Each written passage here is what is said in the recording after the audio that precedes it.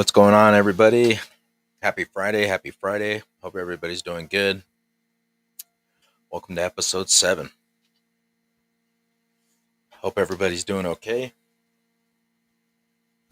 And, yeah, sorry about the delay in the time. I had to go to our kids' father daughter dance today. So, yeah, we were spending time with the kiddos. But, yeah, we're here. We're back. We are ready and ready to take some questions, do some topics, discussions, and yeah, get into a little bit of what we were talking about last week. Um, I know we had gone over some of the stuff that I had gotten out of Billy Carson's Emerald Tablets, the compendium of the Emerald Tablets. I read it in like 2 days. Really, really, really, really good book. Um, Very insightful, and highly recommend that you get it.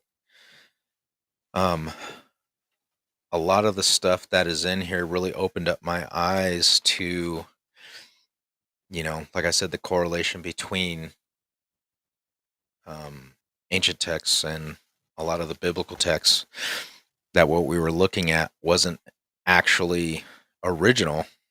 It was something that was just taken off from ancient Sumerian texts.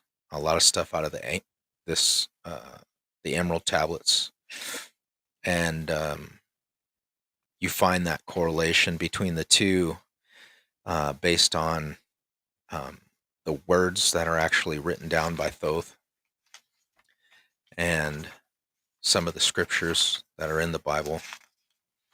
And like I had said before, um, at the beginning of starting this podcast, was I just want everybody to understand that having an open mind, I'm not forcing anything on anybody. I'm not telling anybody that, what you believe is wrong versus what I believe, et cetera, et cetera.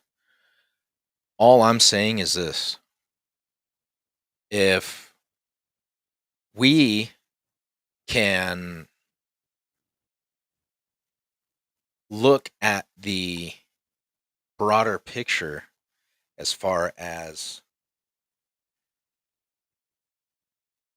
understanding that for myself, um, and I'm just going to touch on this really quick, just, now that I'm already on it. Growing up in a Catholic, I was baptized Catholic, and then transitioning over from leaving the Catholic Church into being Christian, full blown Christian, and being raised by two pastors in a home. That's all we knew. And a lot of the times for me, I'm not sure how anybody else feels about this, but I know that for me, there was a lot of questions that I just did not feel comfortable with saying, okay, this is all there is. Gotcha. I'm not going to question the Bible. I'm not going to question, that this is all there is. I'm not going to, go against that. I'm not going to, I was full blown out going to youth group, the whole 9 yards. And just in my soul, with me, like I said, personally, the whole 9 yards. Hold on real quick. And I'm sorry. I'm putting it on my, web thing. I got my cousin on here.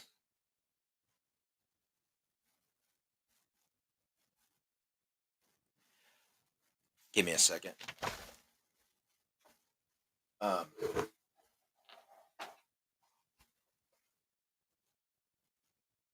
there is there was just a deep concern for me when I was growing up. Just, I mean, like I said, I grew up. My father uh, was in the military. I was myself was in the military after 9/11. Um, so I traveled around a lot, got to see the world. Very excited about that. Very fortunate, and I'm very blessed to have been able to do that because it gave me the opportunity to see things or experience things that a lot of people really don't get to. And history was always one of my big things. I loved history. I loved, looking at cultures and looking at artifacts. And I loved geology, and I loved um, knowing that things you can date things that are a lot older by looking at the rocks and the soil and the things around these sites that, like the pyramids of Giza or Machu Picchu or Chichen Itza, or just other areas. And now, learning about Gobekli Tepe, and finding that that's what 11,600 years old, somewhere around there. So that, is very interesting. And then, when I got older, um, finding people, like I said, like Billy Carson. Um, I started getting into seeing him in the early 2000s. Um, I'd say about 2009, 2010 ish, somewhere around there. And Zachariah Sitchin, everybody knows Zachariah Sitchin. If you don't, look him up. For the people that are, in this area of study, um, Zachariah Sitchin is a name that you will come to know by far.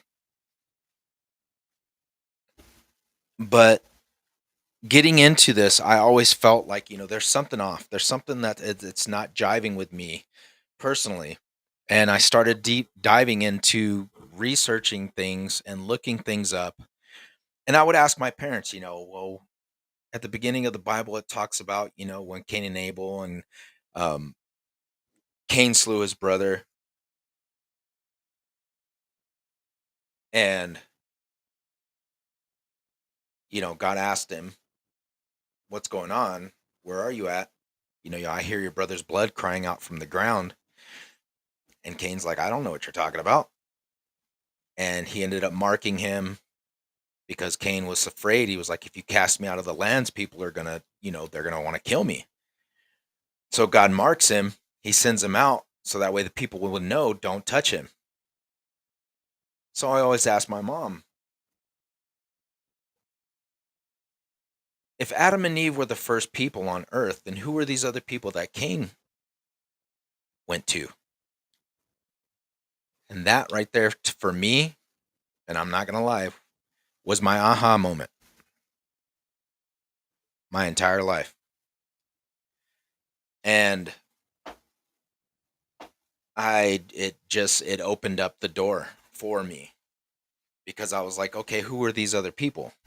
And if God was the all creating God, and he had other people that he created here from the Bible, because you got to remember that the God from the Bible is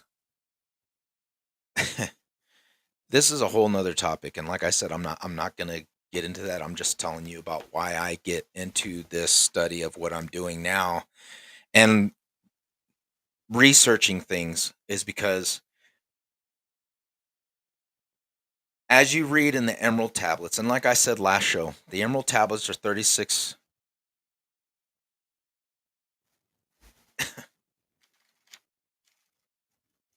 You have Thoth that ruled over, what was it, 36,000 years? And the Bible itself was written 200 years after the apostles were already dead and gone.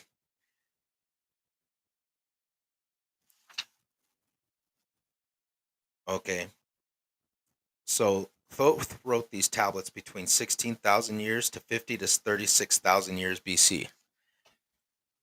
And you have ancient Sumerian texts that go back at least 5 to 6,000 years before the Bible. Okay.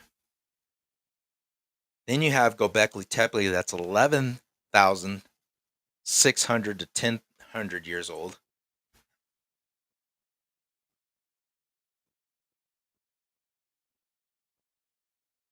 So it's like, okay, we had people here that were on the earth that were wandering around. Like what? Like God just didn't create those people? But everybody's like, oh, well, yeah, he did, he created everything. But if the Genesis story starts off the exact same way as it does in the ancient Sumerian tablets, about talking about the Genesis story of Adam and Eve, and not even the same way as the ancient Sumerian tablets don't even talk about it that way. Because if anybody remembers, there was always the story of Adam's first wife, because Adam supposedly had two wives, Lilith, who either supposedly died during childbirth or left Adam because she didn't want to freaking submit to him. And they had a daughter named Eve. And like I said, this goes back into the CIA documents that were released because they did their own research on all this stuff. And it blew my mind. And it talks about how in Eden, where the gods created them,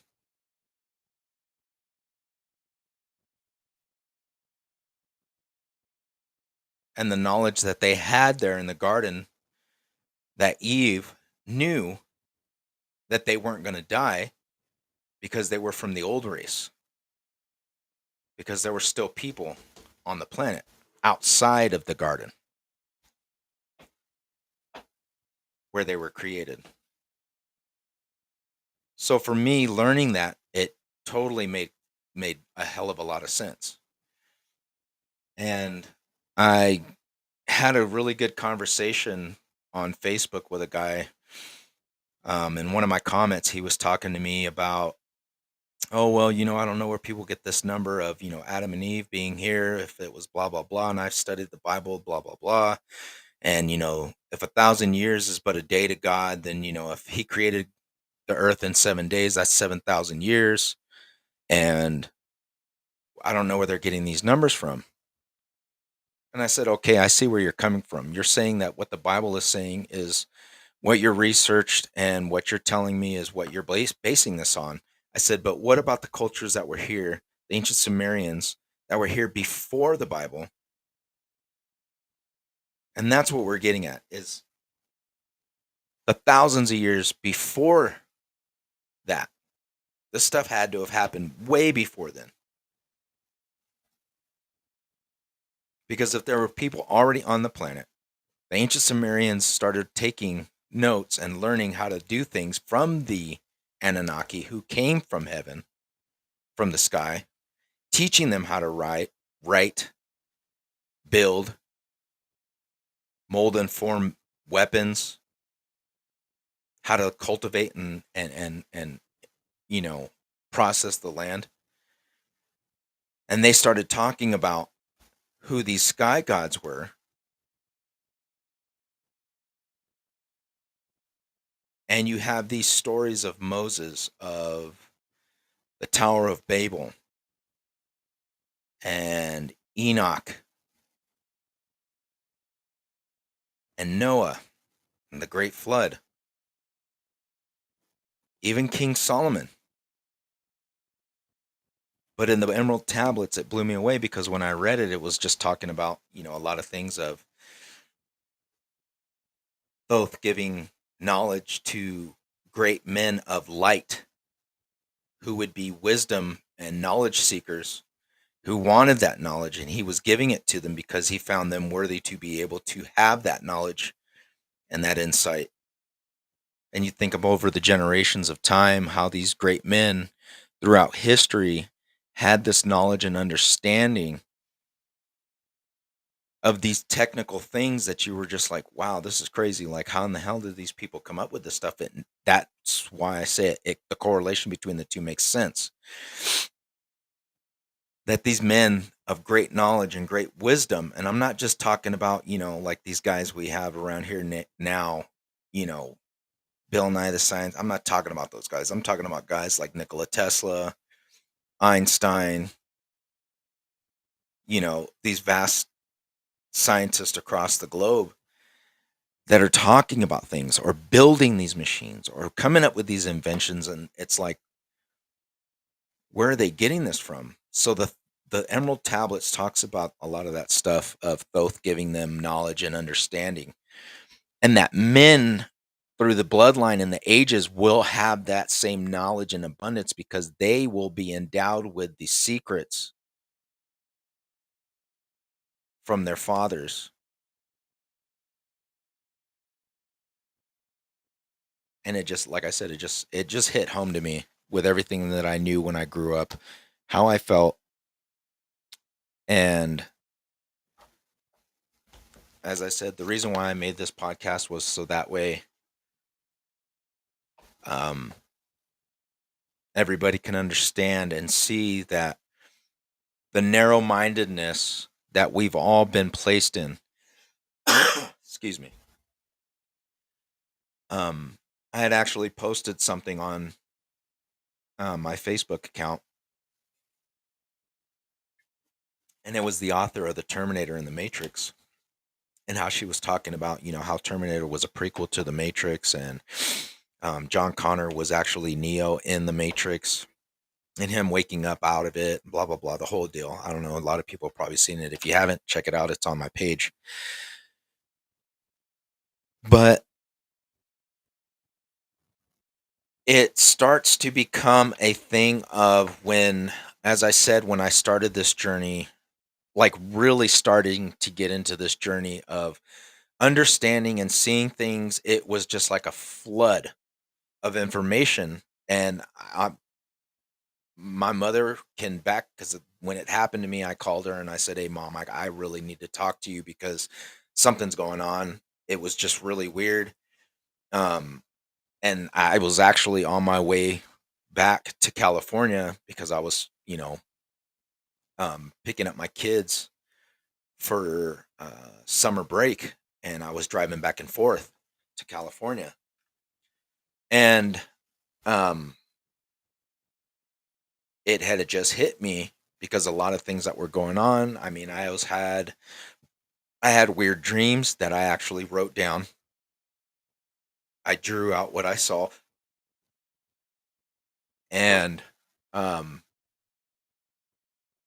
this was right after I had had a epiphany of holy shit. I'm waking up because I'm starting to see stuff for what it really is. And I'm not saying like I'm tripping out or, I was drinking, because I don't drink. I haven't drank in almost 3 years. Um, but I personally had come to the point in my life where I was like, I need to have this understanding. Whatever is going on, I just want to know the truth and realize it for what it is. And it just started coming, seeing stuff and looking at things and going, man, this is not right. Seeing the government, seeing things on TV, seeing movies, and looking at music, and just going outside and being like, wow, man, this is crazy. And like I said, it just started progressing more and more and more and more and more and more and more. And then it started becoming into an understanding where it fell into place where I could see, and I reached out and I was talking to people, like I said, I reach out to Billy Carson a lot. Um, I reach out to friends and family members that are, you know, of the same mind as me, because it's hard for people to understand what you're trying to tell them because they're not awake. It's like that movie They Live, and a lot of you probably don't even know what that is, but in the 80s there was a movie with Roddy Piper. You probably don't even know who that is. He was a wrestler, movie star, and he came out with a movie They Lived, made by John Carpenter. I think it was in 1986, 87, something like that. And the whole premise of the movie is that you see society and how we are living and the people that are homeless and oppressed. This guy is trying to survive and live his life, and he stumbles across this group of people that are awake, and they are a resistance to what is going on in humanity, and they're trying to help wake people up, and they're sending out satellite signals to everybody over their television sets by hacking the networks, and they're putting this message out of, like, they're making you sick, they're putting stuff in the water and the food, they're trying to they're trying to kill our society and keep you dumb and keep you blind to what's going on. And he's like, he finds these glasses inside of their place after they ended up tearing down their little, homeless camp. He puts the glasses on and he sees everything. It's not what we're looking at with our natural eyes, because our natural eyes perceive what we've been told. Our natural eyes perceive what we know of, what we've learned, what we've been taught, what we've been educated by. And when he puts the glasses on, it wakens up his mind's eye, his pineal gland. And he sees the world for what it really is. And there are actually alien races or whatever that live on this earth that are hiding as people, disguising themselves as people. And everything that we see as far as magazines, movies, TV shows, our school system, everything is programmed by these people to just keep us buying stuff, to eating crap, to freaking learning dumb stuff that has nothing to do, that's going to progress us, watching crap on the news that they're just lying to us and telling us a bunch of stuff. And he's just like, what in the hell? And he's trying to get other people to wake them up and let them see, because he's like, put the glasses on, look at it. And they're like, man, get the hell out of here. And that's how it is, literally. And like he says in the movie, it sounds fucking crazy. But when you put the glasses, when you're able to take the blindness off of your eyes, your spiritual mind, and you see the world for what it really is, it becomes nuts, because you're seeing the reality, the true reality. And you're watching stuff and you're like, I cannot believe that people are actually buying this crap that's coming out of these people's mouths. And so finding like-minded people that are like this, that are waking up, because there is a level of enlightenment that is coming to. And in the Emerald Tablets, Thoth talks about this. What's up, Habibi? I love you, man. Thank you for the support. Rochelle, thank you for getting on here. My primo, anybody else that's going to end up watching this, I appreciate everybody's support, man. This is great stuff. I love you guys. I appreciate you. Thank you all for the heads up, and for giving me the kudos for getting on here and doing this and saying how much you guys appreciate the podcast and being able to get on here and talk about stuff. And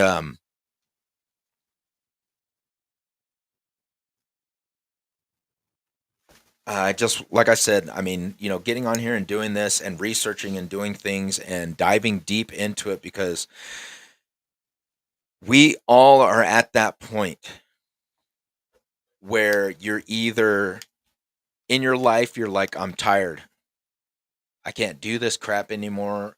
There's got to be something different. And you're going to church, or you're going to AA meetings, or you're going to, whatever steps that help to get whatever you need.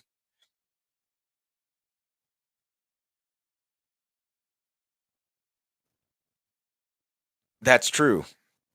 A lot of people don't have time. And that's the thing, is we work in a matrix of, you're born, certain age, you go to school, you're in school for 8 hours out of the day for 18 years, or I'm sorry, 14 to 15 years. And if you go to college, you go to college for another 4 or 7 years.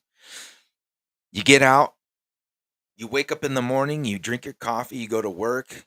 Some people go to work for 8 hours, then they get off and they eat, and then they go to night school. I know I did that for about 4 years.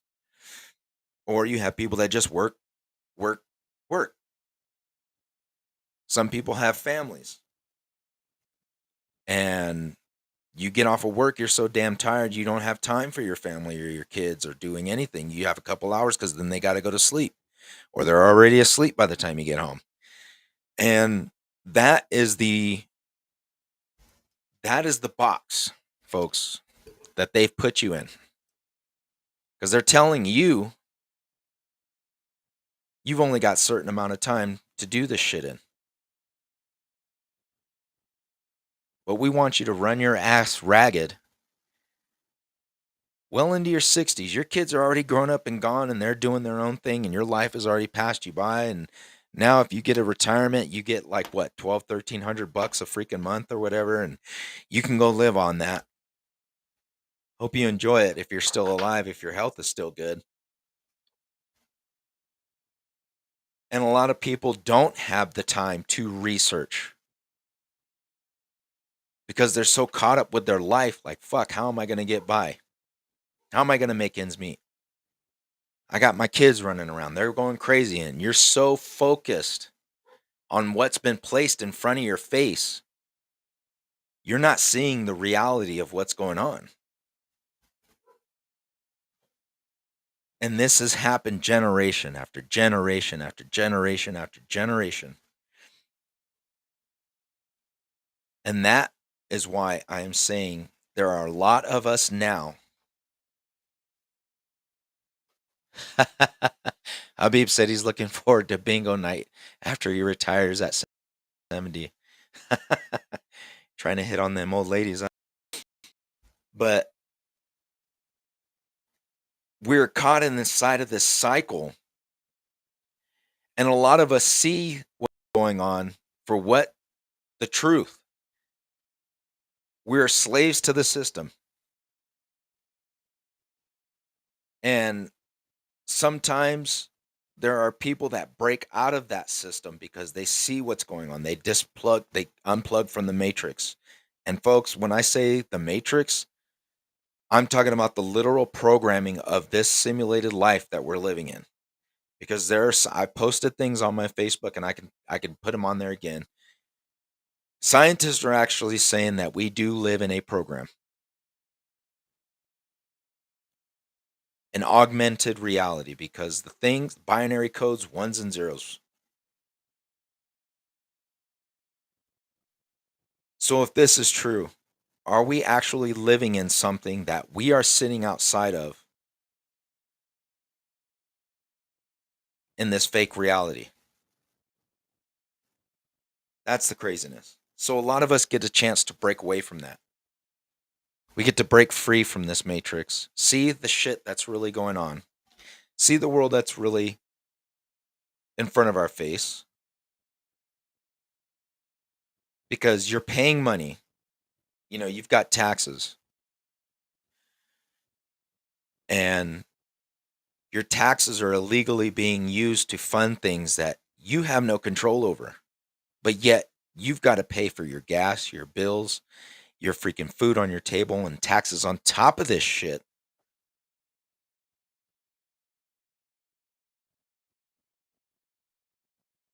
And you got to think to yourself, what was the reasoning for us becoming an independent state, breaking away from England? Was the same shit that we're dealing with right now. The same thing.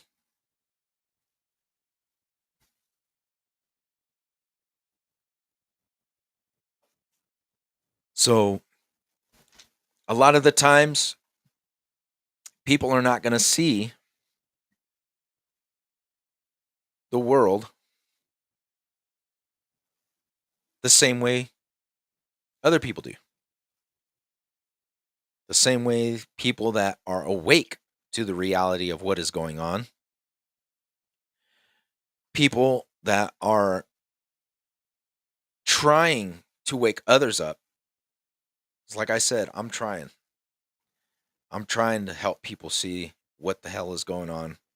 I wish some people in my family would just wake up, but you can't help everybody. Some people are going to get it but that's just the way it is. And it goes back to that whole thing of, like I said, it's not people's fault necessarily that they're narrow minded and they just keep focusing on the road that they see in front of them, that they don't look over here to the left and to the right of the knowledge that is not in front of them because of, well, I've only known this, or I've only learned that, or this is all I've ever known. I don't have time for that stuff. I don't care about it. So they keep generationally keep going and going and going and going on the same cycle. And as I said before, I'm not no Carl Sagan. I'm not no freaking Zachariah Sitchin. I'm not no Billy Carson, but I am somebody who is seeing things for what they really are. I am doing my own diligence and doing my own research, and I'm trying my best to help everybody realize that there is ahead of us, or that has been us for a long time. There's been suppressions and lies, not just within our government, but within the world population, the global elites, the top, families or the organizations that run the world. And you've seen it when Tucker Carlson, excuse me, was talking to Vladimir Putin, the Russian president, and he kept trying to ask him, so who do you think is in control? Because if the president's not making decisions, is it the people behind his corporation? He's like, yeah. Because it doesn't matter who's in the presidency, who's in the White House. They, they are just going to do whatever the people that are want, which is really crazy because that's something that we knew. We knew that was the case.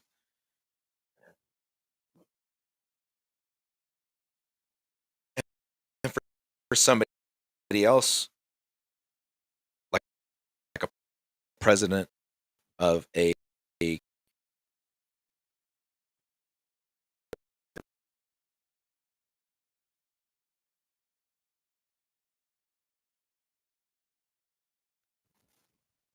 will see that and realize what's going on. What's up, brother? I got my buddy Ether on. How you doing, man? Love you again. Um,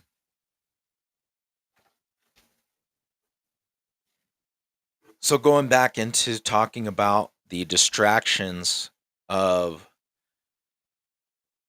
a lot of us in our lives is that you have to take control. You stopping and saying, okay, what the fuck is priority to me? I'm at a certain age where my children are getting bigger. I'm not going to be as young as I was, and I'm not going to be able to do things as much as I was when I was 20. And I'm tired of the BS that's going on in my country or wherever, and I'm seeing things for what they really are. I need to do something. Becoming the captain of your ship. So taking that time away, even if you have to find something that works for you to be able to spend that time with your family, because working yourself to death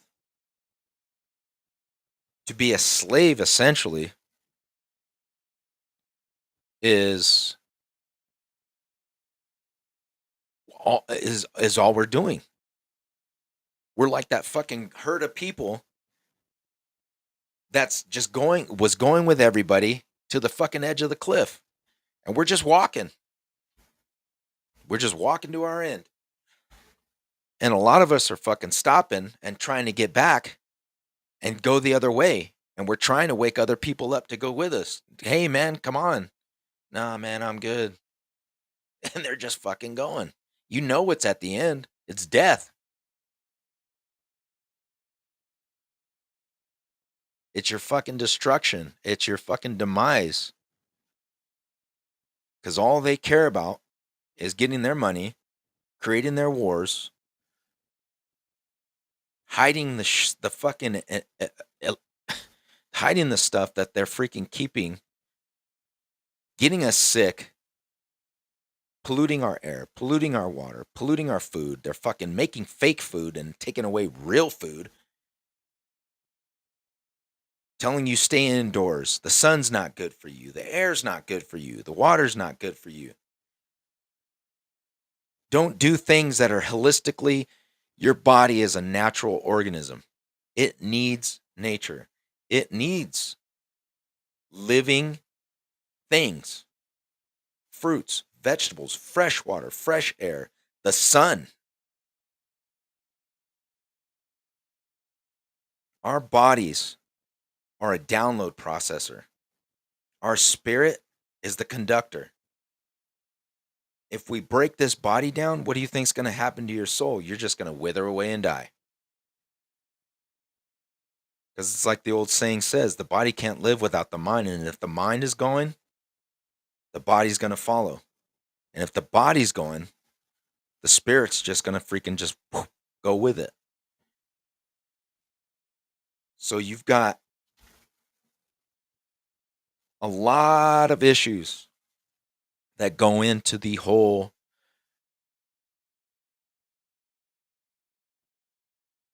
aspect of what it takes for a person, because you got to realize that in order to be healthy and to survive and to be able to take care of yourself and your family, you've got to take care of yourself. Eat right, exercise, stop doing crap that's killing you, stressing, worrying, playing division games between each other, race games. It's stupid. We're fighting over a fucking president, people.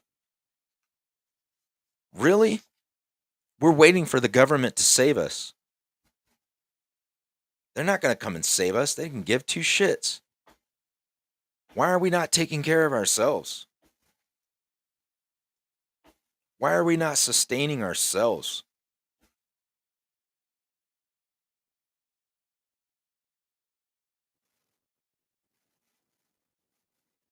I don't understand it.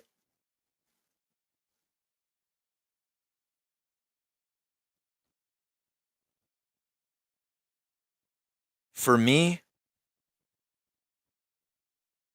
it's growing my knowledge and understanding of who I am, who we are, the things that we're meant for, the higher purpose of humanity, the higher purpose of our consciousness. Because, yes, we're all on this plane. We're all going to die, but death is not the end. And me understanding that I'm going to live this life and do the best I can by helping other people, helping my family, helping my kids, helping my neighbors and my friends realize, hey, man, wake up, dude. We're so much better than this. We're meant for better things, man. Enjoy life. Spend time with your kids. Sit down with them. Laugh, joke, play. Instead of having to worrying about shit that's not going to do anything for you. Stressing about bills. Fuck them bills.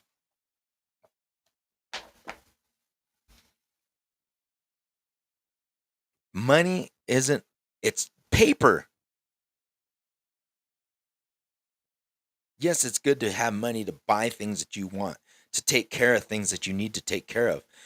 But that's not going to rule my life. That's not going to control who I am.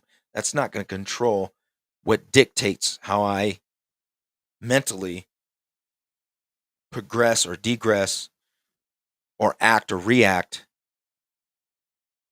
to certain things because I'm not going to stress. I'm not going to let that crap dictate me. It's not going to make me who I am. So, elevating your knowledge, finding out things, doing a lot of research, gaining knowledge, finding out that we're more powerful than what these bastards are letting on.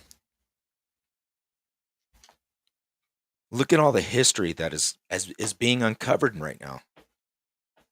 There are a lot of things that are coming to fruition that these people are probably tripping the hell out over because they ain't got no control over it. The cat's going to come out of the bag, and I just posted this. I'm going to look it up, but there are some NASA CIA documents this guy had gotten a hold of that are on their website that talks about this whole thing of every simulation that they run, okay, according to their planes, the flight logs, the patterns, and everything is ran against or on a flat Earth paradigm. This is their words. This is not mine.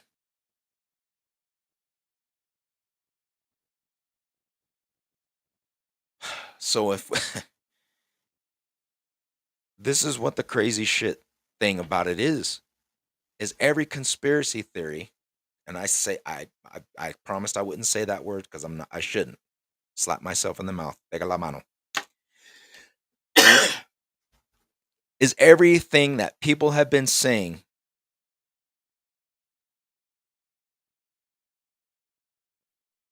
that they believed to be true and based it on something.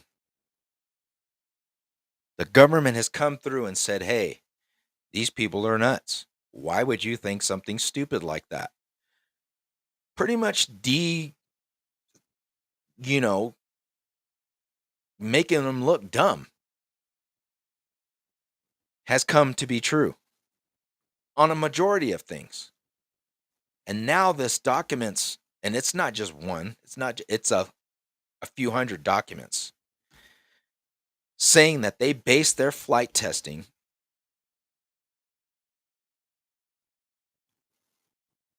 and their parameters off of a flat Earth paradigm. What the freak?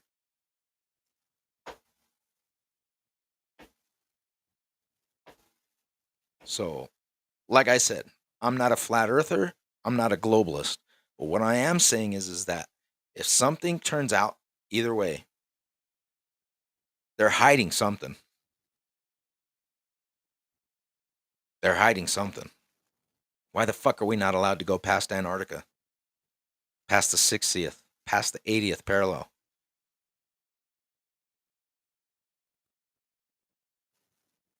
Why hide shit if there's nothing to hide? And the bullshit of, oh well, it's military intelligence, and intelligence about what? It's a fucking landmass covered with snow and ice. What the fuck is so classified that you got to hide this shit? Is like some Truman Show shit? We're gonna find out we are in an enclosed system.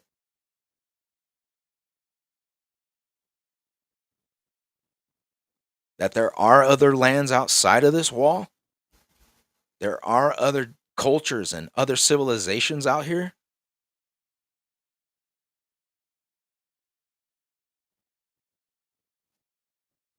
Oh yeah, man. My boy Brian said that there's multiple interviews with pilots that have had deleted or blocked where they said the Earth was flat. Well, yeah, it doesn't make sense. Question everything. We're a spinning ball going 60 billion miles an hour, going through space, turning, and we're going around the fucking sun at the same time. Get out of here with that shit, man. You're going to tell me that, but the stars, constellations stay the same. If we're moving through space, those constellations should not have been the same. We'd be fucking thousands and thousands and thousands of light years away in another galaxy. If we were moving, right? constellations would have been way out here in the past. There'd be new ones. Then you have ancient texts, ancient scriptures, ancient freaking knowledge that has been suppressed and covered up. Look at what we were talking about on what, episode 5 about about Tartaria, the civilizations that were here in the fucking Emerald Tablets. It talks about Thoth building the pyramids. Talks about him going to South America and building the freaking structures that were there. I'm pretty sure he went to India and to freaking Asia with the Vimanas and the temples there and helped them build all their shit, because you see the similarities. And those are thousands of years old. The people didn't build them, they just occupied them. They found the structures, came in, started habitually taking over the land. He starts telling them, hey, this is what this stuff is for, giving them knowledge, giving them insight, telling them, hey, this stuff is a fucking power station. Show you how to do it, how to harness fucking energy from the earth, how to fucking harness energy from fucking plants, food, water, the atmosphere, healing and fucking making things. But for whatever reason, I just saw another video because Billy Carson was talking on this, that when it came time that the destruction of the world was coming, because I talked about this too, they took and destroyed the technology that was here on Earth. That's why you see the power stations and the pyramids not working.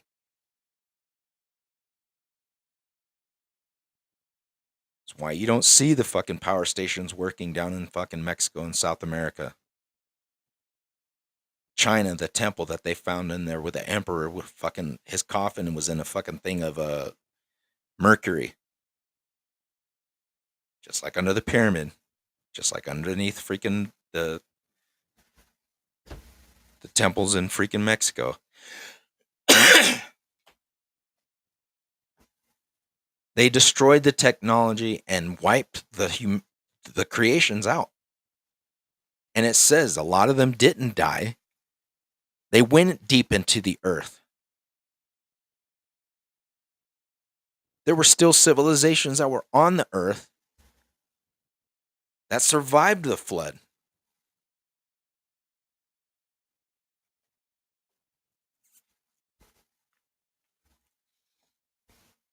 And as I said, this goes back to that whole thing of me being young and thinking, man, there's got to be something more to this picture.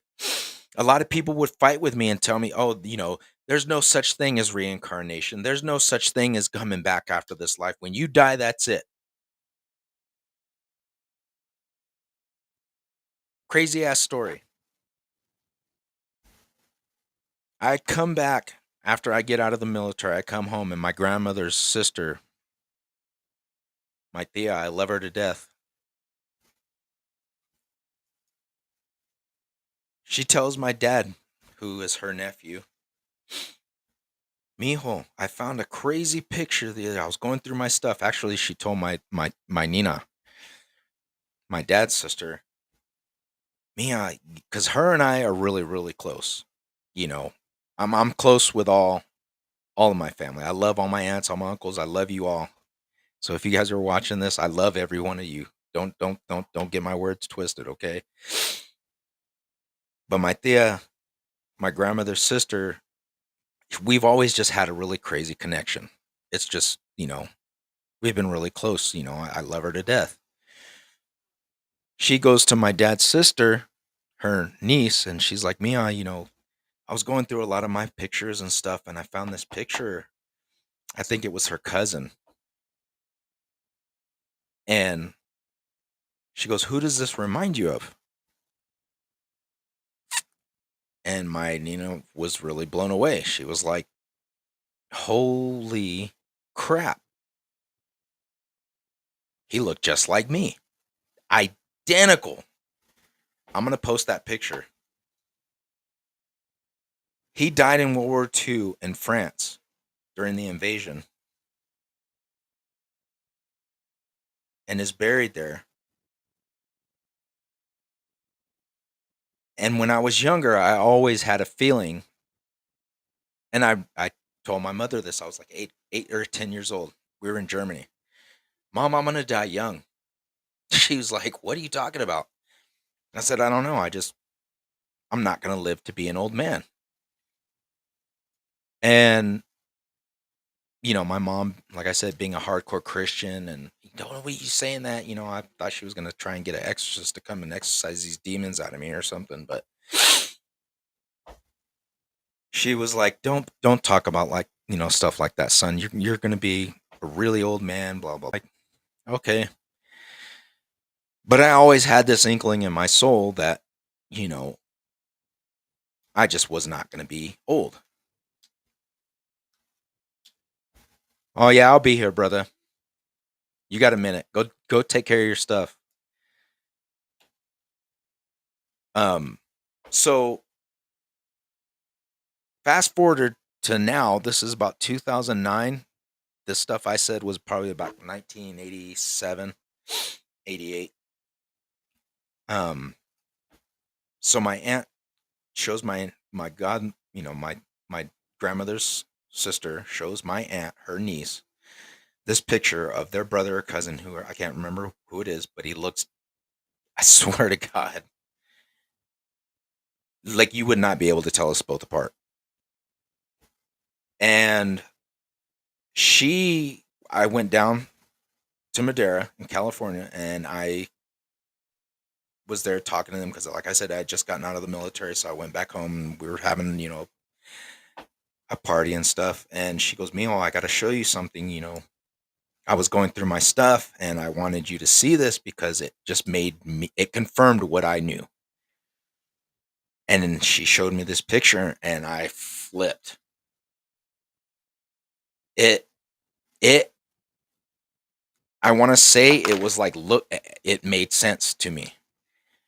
And to find out that he had died in France, the same age I was when I went into Iraq in my combat deployment, and almost died, was the same age he was, and he didn't make it. Like I said,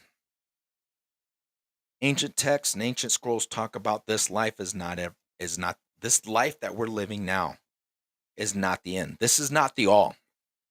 There is more to this after this. This flesh, this bodysuit that we're in, this is something that is just going to wither away and die. Yes, you could take care of it. You can live to a nice ripe old age of 180, 190, maybe 200 years old. It's possible for you to live long.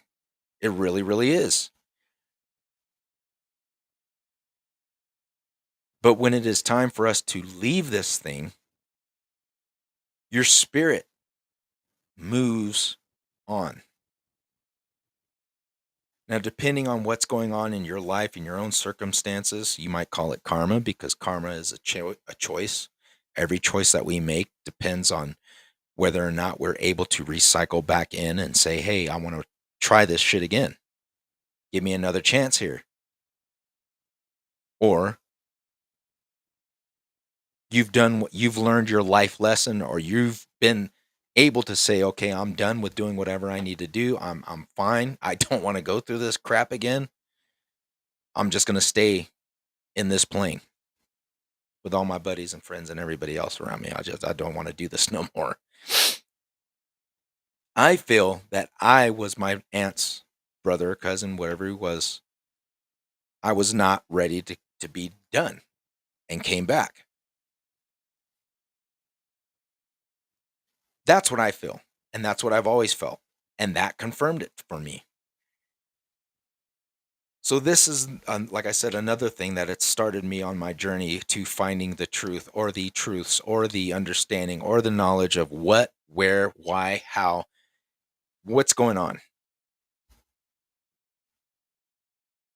There's just too much stuff going on, folks, in this world for us to be so narrow minded that we just fixate on one particular thing and say, this is it. Um, and that's what a lot of us are trying to do. You know, you've got whistleblowers that are coming out from the government that are telling people, wake up, man. They're lying to you. They're lying to all of us. They're not giving us all the information. They're not telling us what's really going on. They're not telling us what's really out there. They're not telling us the whole thing behind these vaccines, behind the water, behind the air, behind the food that we're consuming and putting into our body. It's not fear mongering, folks. Please don't get this wrong. Yes, you should be scared because these people are trying to kill us. That's what they're doing. And they're doing it with a smile on their face. We're watching the people that we love get sick and die while these assholes make money. Plain and simple. People say, oh, well, what can we do about it? I got to get medicine for my family. Change your life. Change your life. Change your lifestyle. Change what you eat. Change what you do. Look at things that are going to help you holistically make that life better. But that's the thing, bro. My brother, buddy Brian said, look how expensive it is to eat organic. Grow your own fucking food, man. Seeds cost fucking what, $1 a pack? Water's fucking free. You can grow your own food. That's what we're doing. Get some fucking chickens. Buy a fucking cow. A steer. Slaughter that son bitch. Go in half or a quarter, whatever you want to do. Get a couple friends together. Come fucking move out here, dude. Come get you some land out here, brother.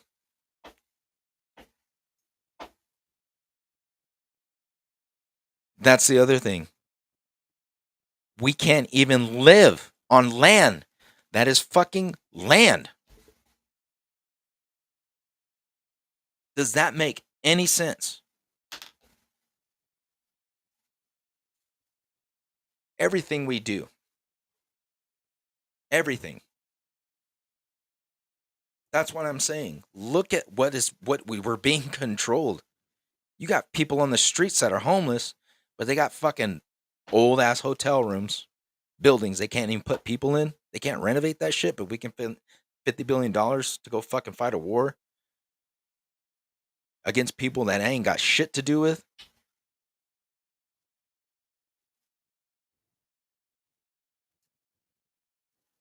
Well, I know, but what I'm saying is you can find people. I'm not saying if you're in the city limits, right? But you have people, get in contact with people that have livestock, that have animals, that have things. We need to start becoming more sustainable within our own communities. Just like they used to do back with 50, 60, 80 years ago, 100 years at least.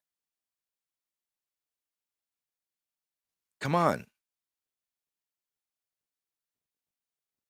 We can learn to freaking sustain ourselves. Get with these people. Hey, bro, you got some steer? Hey, man, I got some friends of mine. We want to buy one of your steers. We want to butcher it and divide the meat amongst ourselves. Hey, you have some land. Do you mind if I rent that out from you and grow a farm on your property? Fuck, bro, drive 5-6 miles down the street to somebody's outside of town property. Start helping them till that shit. Grow your own food and tell them, hey, whatever I grow, I'll give you some of it as collateral.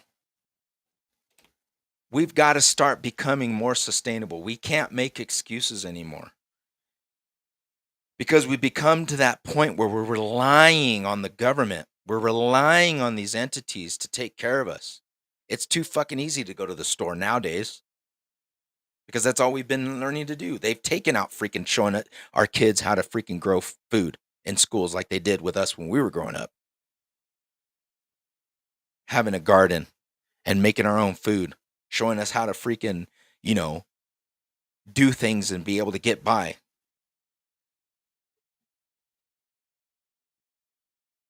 Yeah, people are starting to realize what's going on and they're starting to do it. But you see that they realize that people are starting to do it and they're trying to implement laws to keep people from growing food, from having livestock, because they know if people start doing it, they're not going to have control. So they're making laws against it.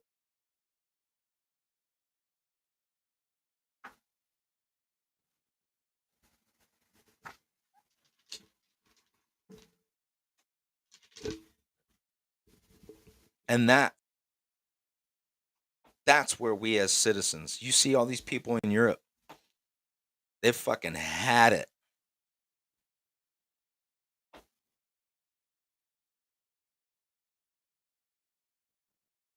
But the true nature of human beings on this planet, um, I haven't gotten into it, but this book by Matthew LaCroix, The Illusion of Us, The Suppression and Evolution of Human Consciousness. You know, there are technological advances that the government is in possession of that could stop world hunger, could stop diseases, could stop conflicts to the point where wars could be obsolete. And a lot of people say, okay, well, if that was the fact, do you think it would, why would they want to suppress something like that? Because they're not going to make money.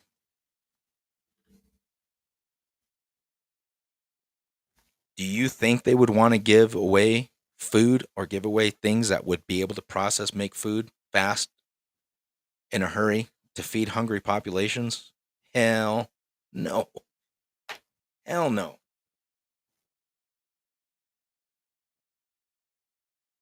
And that's the sad thing, is that we have the abilities to do these things.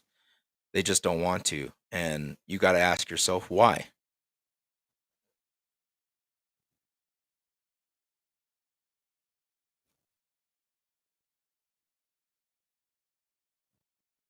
And going into you know, the learning about ancient history, for me, the studying of this knowledge that is or has been suppressed or is suppressed, it is a way of elevating yourself to an understanding to be able to look at what's going on in and around your life and make decisions and decipher, how am I going to deal with it and cope with it and react to things, because I'm able to mentally figure out my life and do what I need to. So if they take that capability away from you, all you're left with is doing what they're telling you.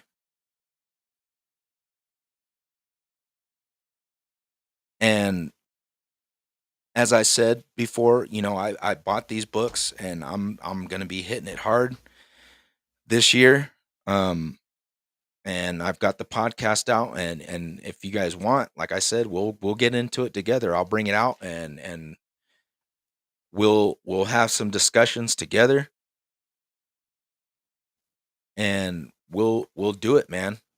You know, we'll make it come down because I'm ready, dude. It's gonna be a good year, and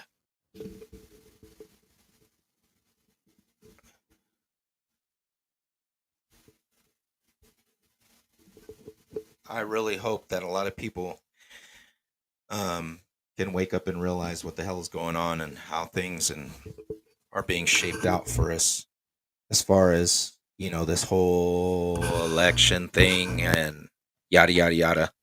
Because I know here in Nevada they're already screwing us over.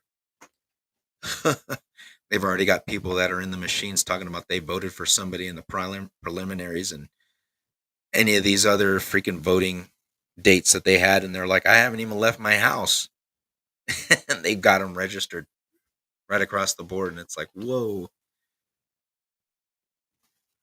what's up, brother? How you doing?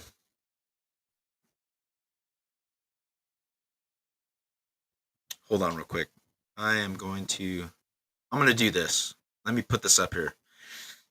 And if you guys want to comment, I'll throw your comments up here if you don't mind.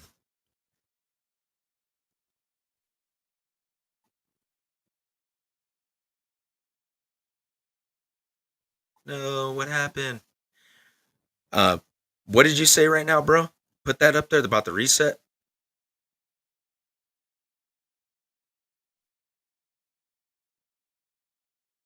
I think you were saying something about there was a great reset or something that was coming, or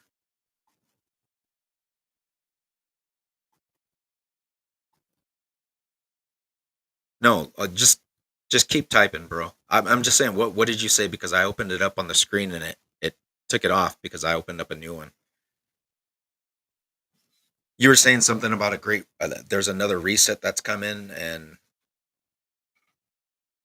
you're not sure when or how or where it's going to happen.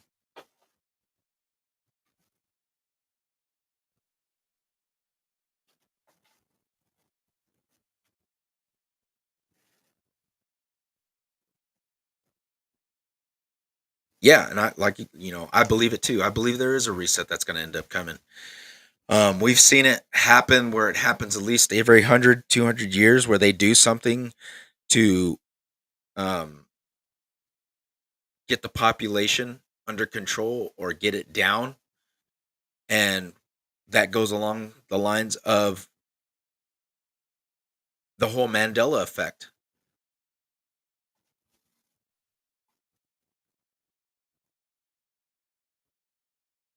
There you go.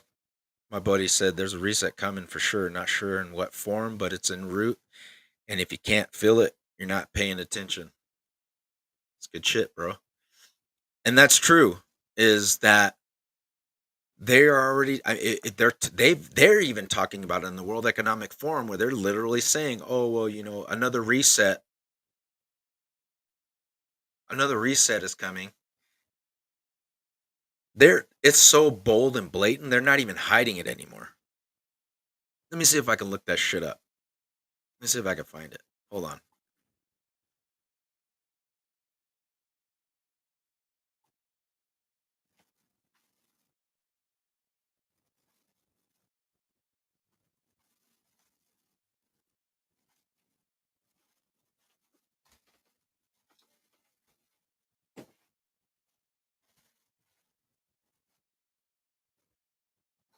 All right, I found it.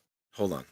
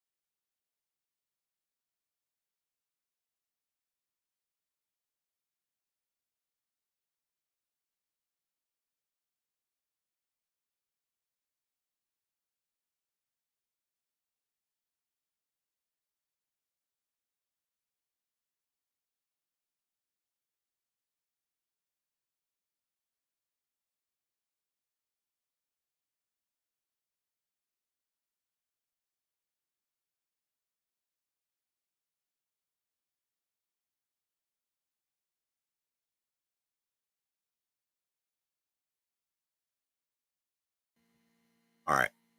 You guys there? Hello, hello, hello.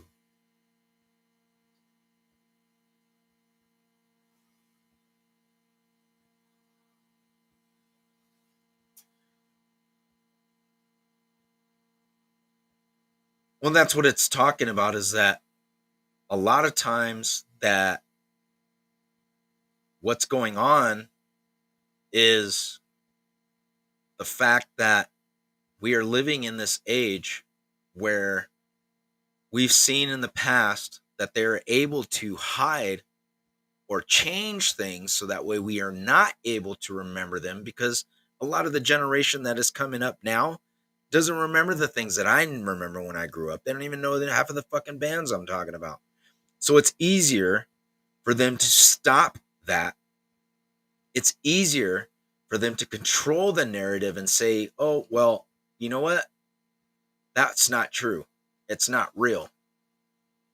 And I know before I had posted today about this cat that I guess they were suing Fruit of the Loom, because if you remember how I was talking about on the last, like episode 4, we were talking about the Mandela effect, and Fruit of the Loom had came out and said, oh, let me see if I can find that too. Had came out and said, oh, well, we don't know shit about this cornucopia thing because it's not true. But in fact, it was true. And the people are now suing them about this cat.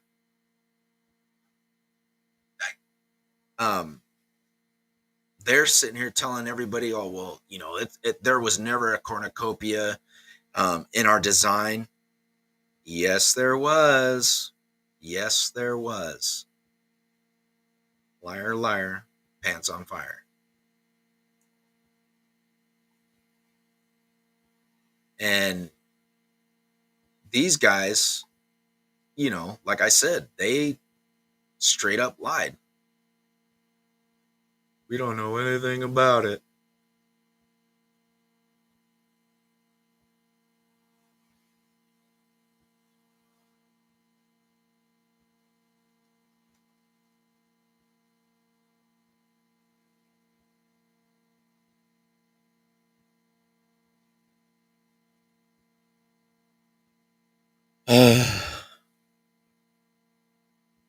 And like I said,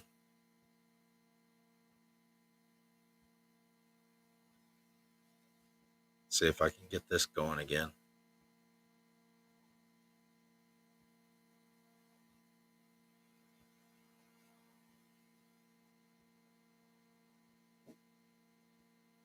Have the Monopoly Man's monocle in my hand. I spent too much time and too much money tracking down a 1996. Hold on. Let me fix this because stupid crap.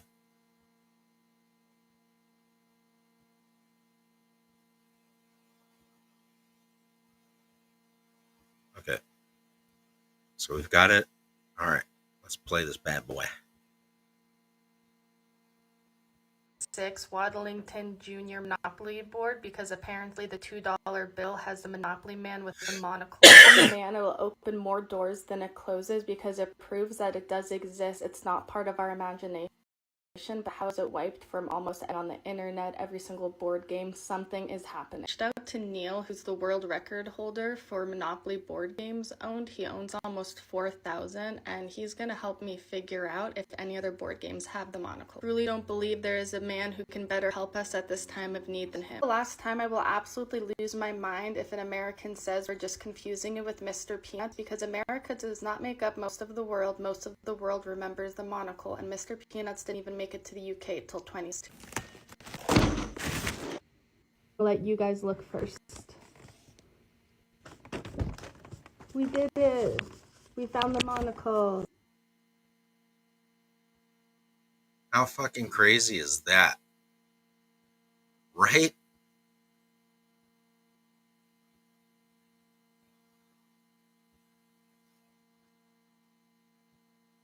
Let's see. I think this is the one about the.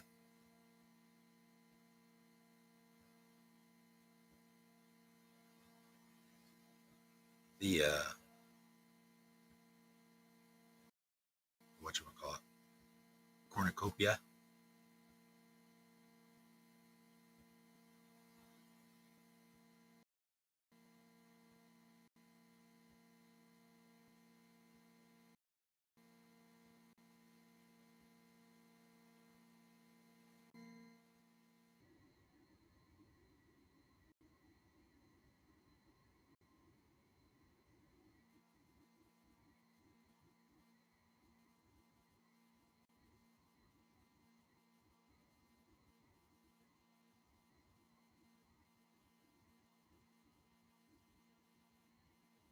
Micah, you got a little rag or something? Can you grab me one?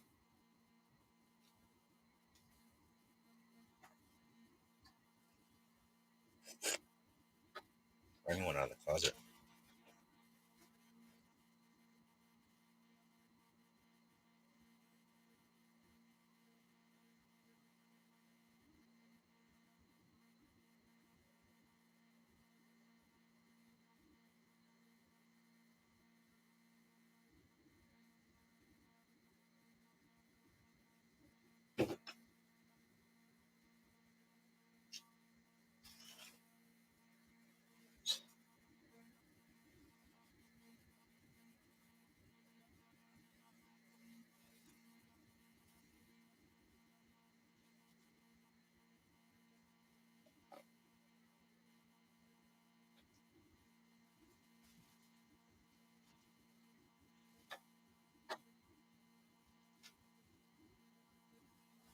All right. Yeah, that's going off a little bit of what I was talking about. But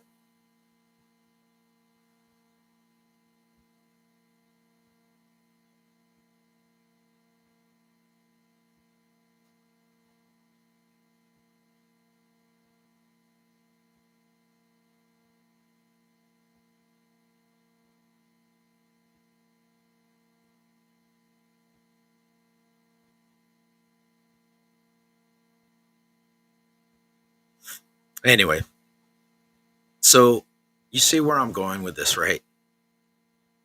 The reset being that they are trying to change different narratives of our lives in the aspect of little things like that,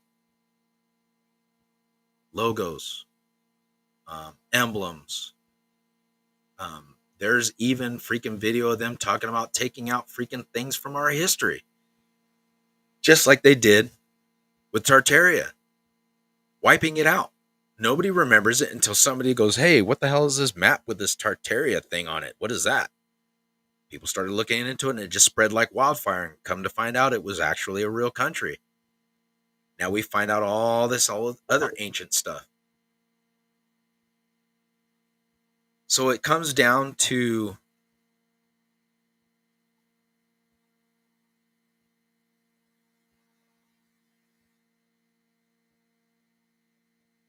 right. And the other thing too is like women in women's clothing, the amount of chemicals that they're killing, they're giving people cancer on purpose.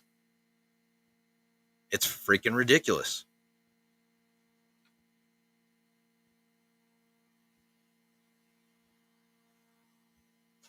Um, yeah, man, it's just it's nuts to the fact that we are we are being manipulated.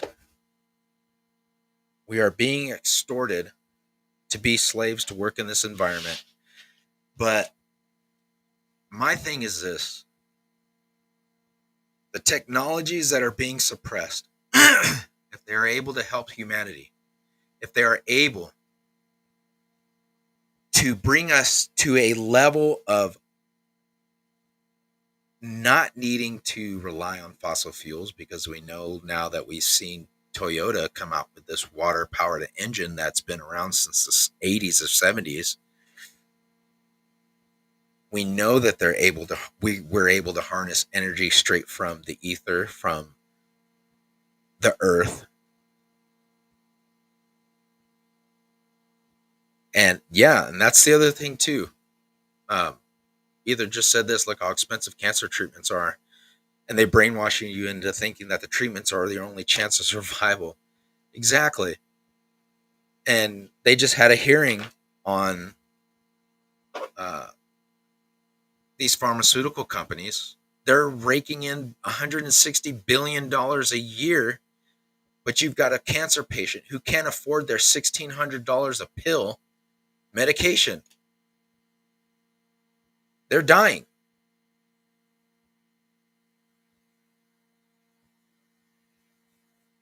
But you want to hold medication back from them because they can't afford it, because you're not going to make money off of it.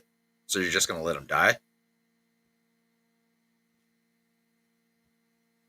And like I said, I thank God that there's a lot of congressmen and women, ugh, that are stepping up to the plate and facing off against these assholes, and and and and making things happen, because it, a lot of the things that we are coming into the knowledge of would not be coming into the knowledge of. And it would, because a lot of people, Alex Jones and all these other people are being the voice, and they have been for years, and a lot more other people are following suit. But the disinformation thing too is that you got to remember that there's a lot of people that are plants that are going to give you disinformation about stuff, and it will lead people astray to believing um, the wrong information on purpose.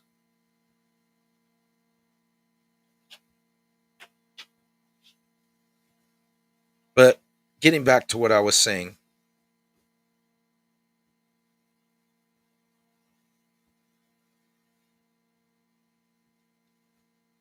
the technological advances of ancient societies, and I'm not even saying ancient, we know for a fact that technological advances were no more than what, 100 years ago. Nah, you're good, bro. It's good. That's why I said that we're talking about everything today, man.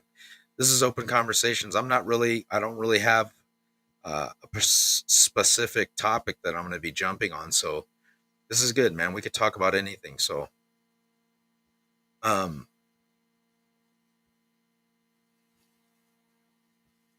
the thing that blows me away is like I seen this video online, and it says that you're going to tell me that we've gone from the Renaissance art being the way it was to the bullshit we see today.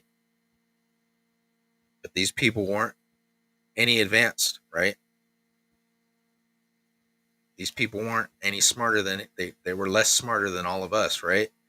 But yet they were able to make all this beautiful artwork that we can't even fucking replicate today. I'm sorry, but that just doesn't make any fucking sense to me. It doesn't make any sense to me. None at all.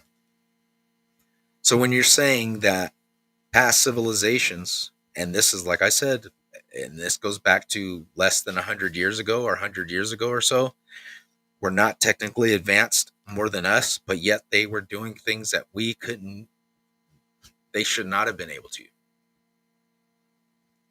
And they had the technology. What else did they have?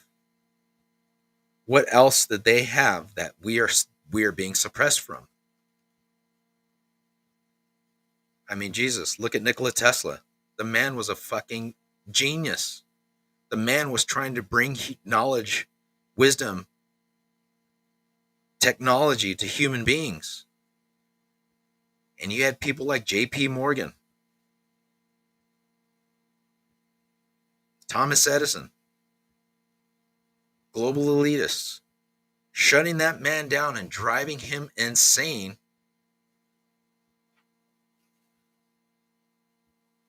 But he kept trying till he couldn't try anymore and he had to give up.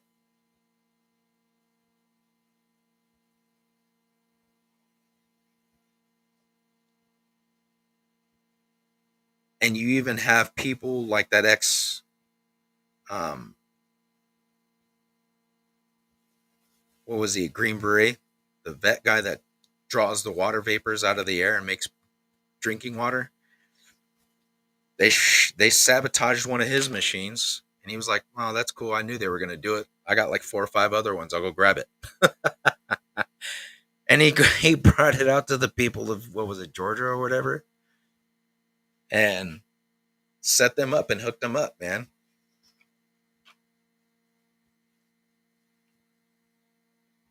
And that's what it takes. It takes people like that are like, "You're not going to stop us. We're going to persevere. We're going to keep pushing forward, and the word's going to get out." Um, I don't follow a lot of things in the news as of late. I'm just tired of hearing it. It's just getting on my nerves. So I haven't really followed it. The last thing I seen was the Tucker Carlson interview with Putin. That was the last thing that I was watching. Um, I mean, was it anything freaking extravagant? Was it craziness? Was like, oh man, Tucker Carlson, blah. It was just like the guy was ranting on and on and on about, you know, nothingness, nothing new that we didn't know already. And,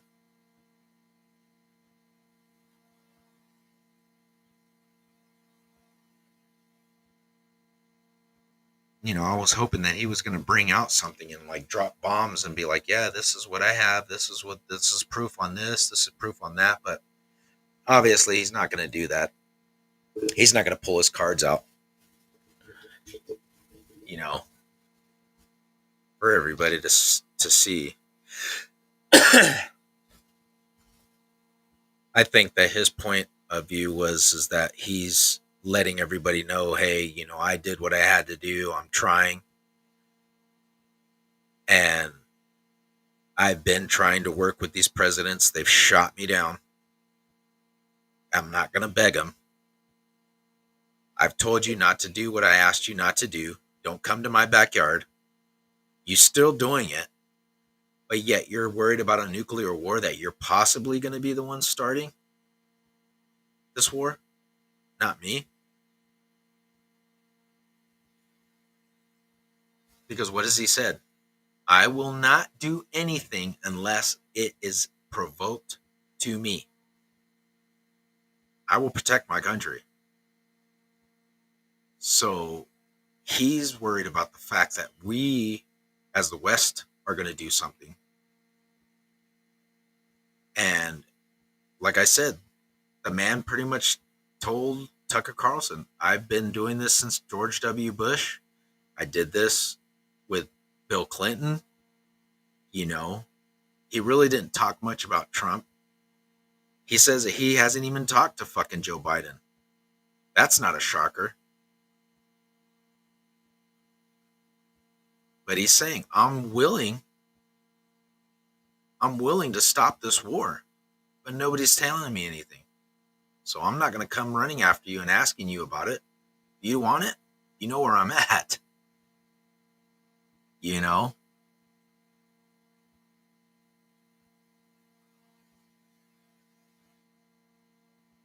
And the other thing too is this whole thing that was kicking off with Texas. I know that the Russian prime minister reached out to Texas and told them, if you guys are going to succeed from the United States, we'll help you. They're not going to take care of you. We'll help you. That's some crazy shit.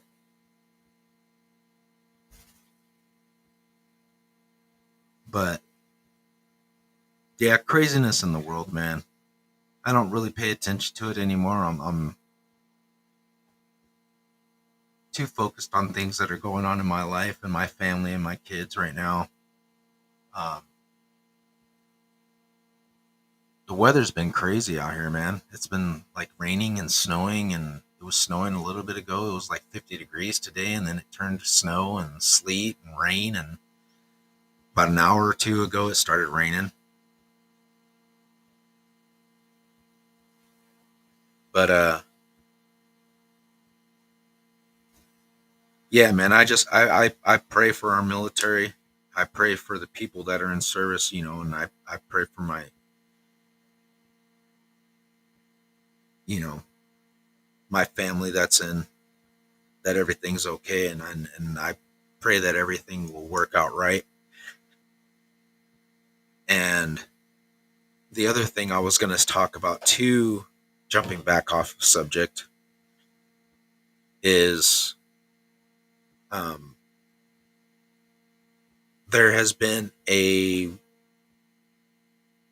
lot of cover ups with destruction of ancient sites, um, and removal or defacing things that could possibly um, I want to say predate the Bible proofs, um, and that's been going on for a while. But we know now that the Pyramid of Egypt, underneath the Sphinx, in the Emerald Tablets, Thoth talks about his ship being there, and that when and in those who are enlightened that have the keys to get it, control it, and do what they need to, will be able to use it against the enemies that are going to come, and that will be their weapon system, his kind of gift to them, which is weird because Billy Carson also talks about this on Forbidden Knowledge, where they actually found a mass matching the description of what he said underneath the Sphinx. They were going to reveal it in 2021, but they didn't. They stopped, and I saw a portion of that, and like I said, there are things in these ancient sites. I saw things in Iraq that we were not supposed to see, that we were able to see because of us being, smart Americans. Here's $20, let us in.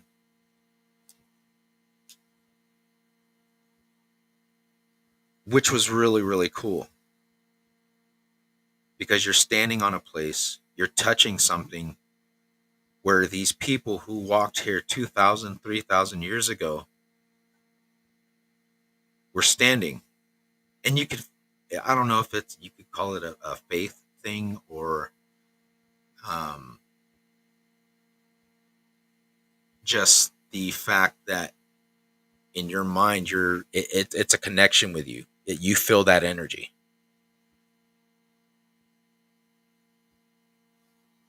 I haven't seen that one, bro.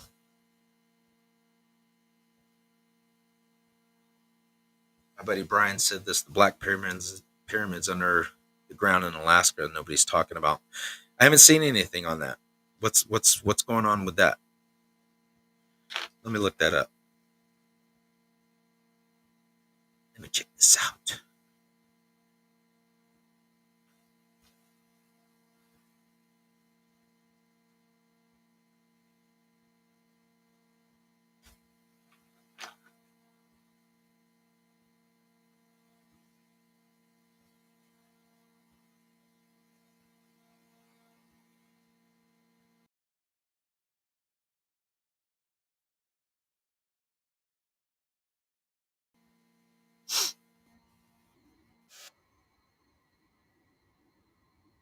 Information about a mysterious underground structure near Mount Denali.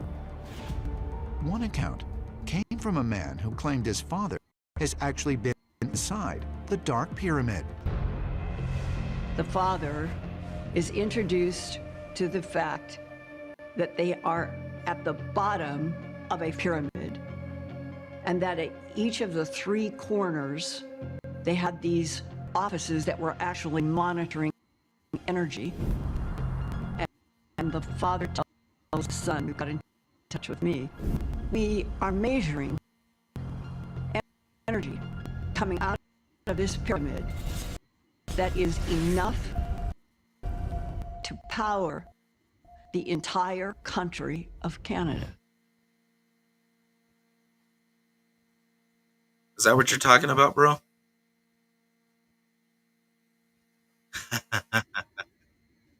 Hold on.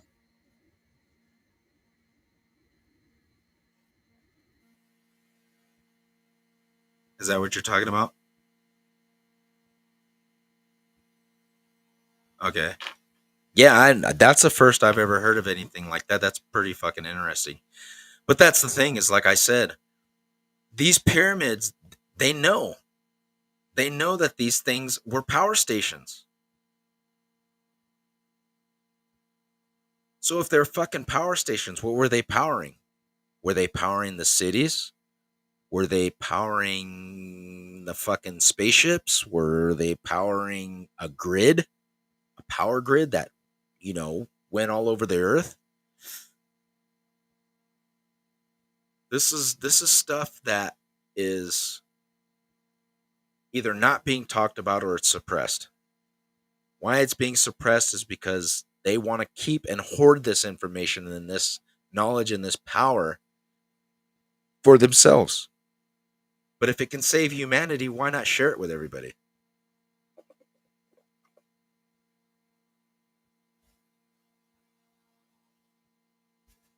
And then again, this goes back to the whole thing. It doesn't make sense. If you want to help the human race, if you're so concerned about freaking hunger, pollution, all this shit, global warming, which is fake bullshit, don't even get me started on that. If you're so concerned about it because you want to make everybody get into fear, why would you not just fucking release this shit? Why would you not just help? Do what you need to do. Make this shit right.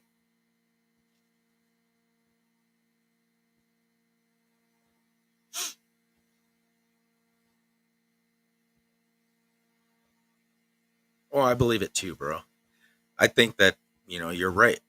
But it's not only just that, it's because, like I said, in the Emerald Tablets, and this isn't just something that some people wrote. This is translation that people have from the Emerald Tablets.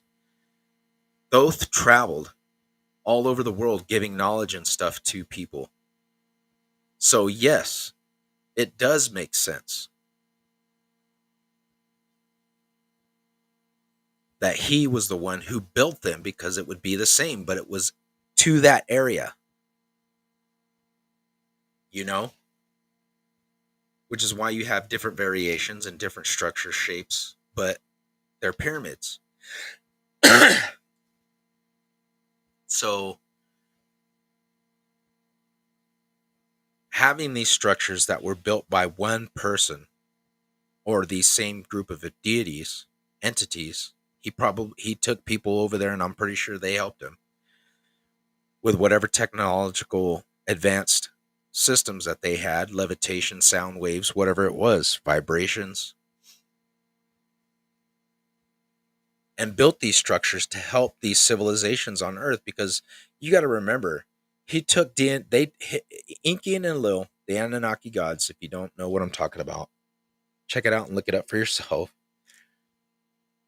Okay, and that's what I'm getting to in this book right here is the Epic of Humanity, is where it's talking about humankind and the beginning and the lost civilizations.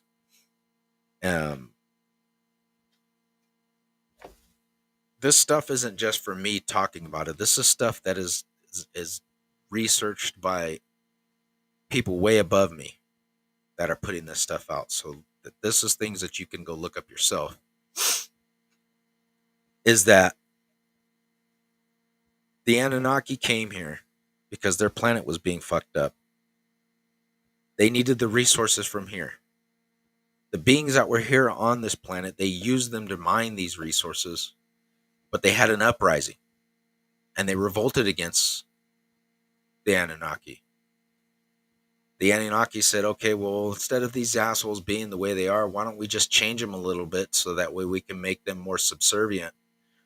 So they started trying out different techniques of this crossbreeding. Had shitty ass variations.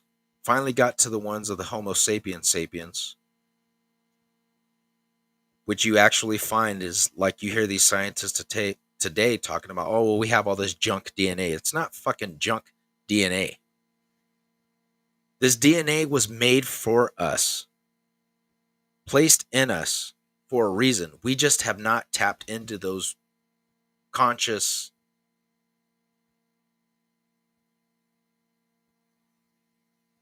and spiritual and physical aspects of our DNA to be able to harness the power and the energy and the understanding and the know-how of our full potential.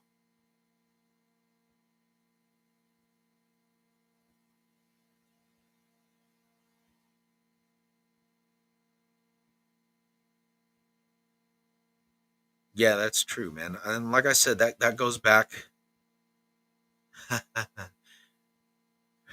Kevin said, "I'm not buying it if it's true. I'm not gonna waste my life thinking about it." Well, that's fine, bro. But like I said, I mean, there's, you know, it's a lot of stuff that we as, you know, human beings, when you look at our DNA and the structure of it and the advances that we've come in leaps and bounds to understanding that our DNA is actually able to store thousands of terabytes of information in a drop of DNA. That's fascinating. And if our DNA is able to hold that much memory, what it is encoded in each and every one of us. Because if that DNA can hold that much information, each individual person is a memory byte or is a software program of memory. Think about that. You are literally a walking memory stack because every bit of DNA that is in you comes from your mother, your father, and their mother, and so on and so on and so on and so on and so on and so on and so on. You're just like a download. Your DNA is basically a download from your parents. Now, what does that mean? Yes, I am my father. I am my mother. In portions. A little bit of their DNA from my mom, a little bit of DNA from my dad, a little bit of my grandfather's and grandmother on my dad's side, so on and so on and so on, all the way back.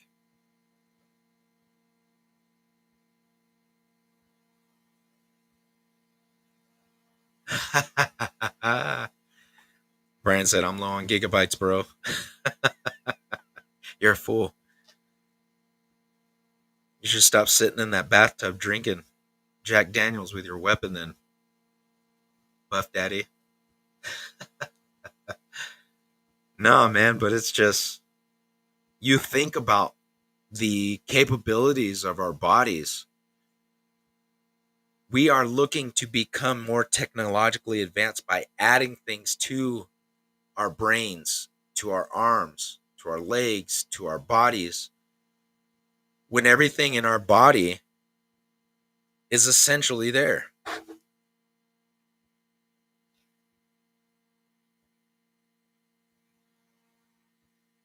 You see Buddhist monks that are able to do fucking incredible feats. Why? Because they're able to tap into that power. You're able to see Buddhist monks freaking start fires with their hands, punch right through a brick wall, you know, levitate.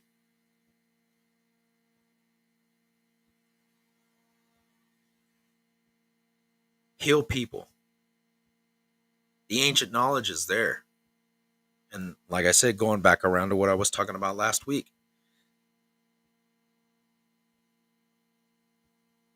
is that we as human beings are capable of so much more than what we are allowing these assholes to tell us.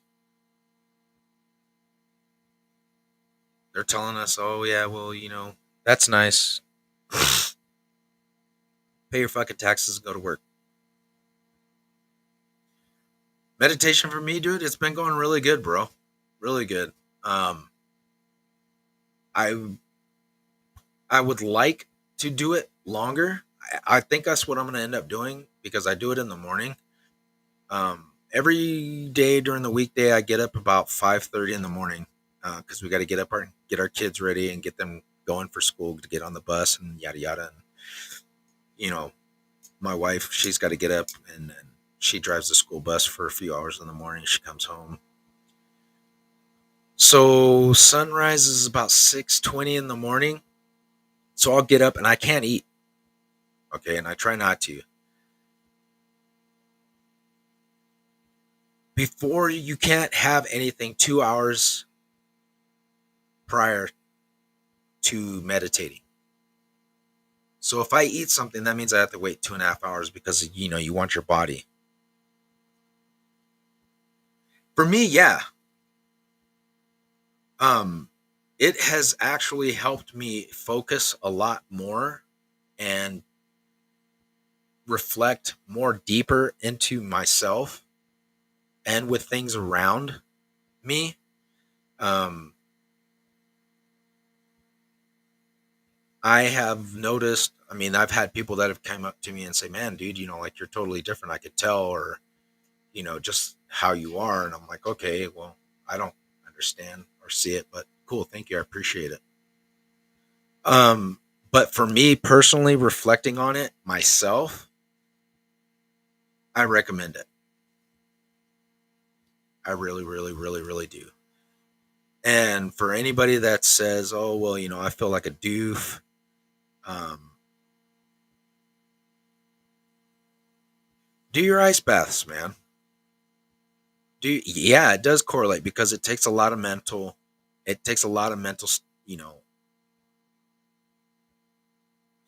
strength and conditioning and men- meditation to do a lot of that. I have not done it. I was instructed by the doctors not to do it because I had just gotten some. Sorry, brother. Brett was saying live for like 200 years. Yeah, that's true, man. Um, you see this correlation before the flood and in ancient texts where they talk about creatures that were living for you know 200, 900 years.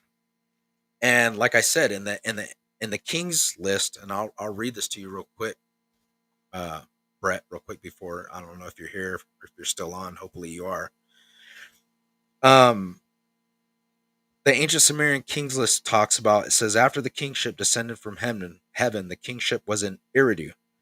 In Eridu, Alulim became king, and he ruled for 28,800 years.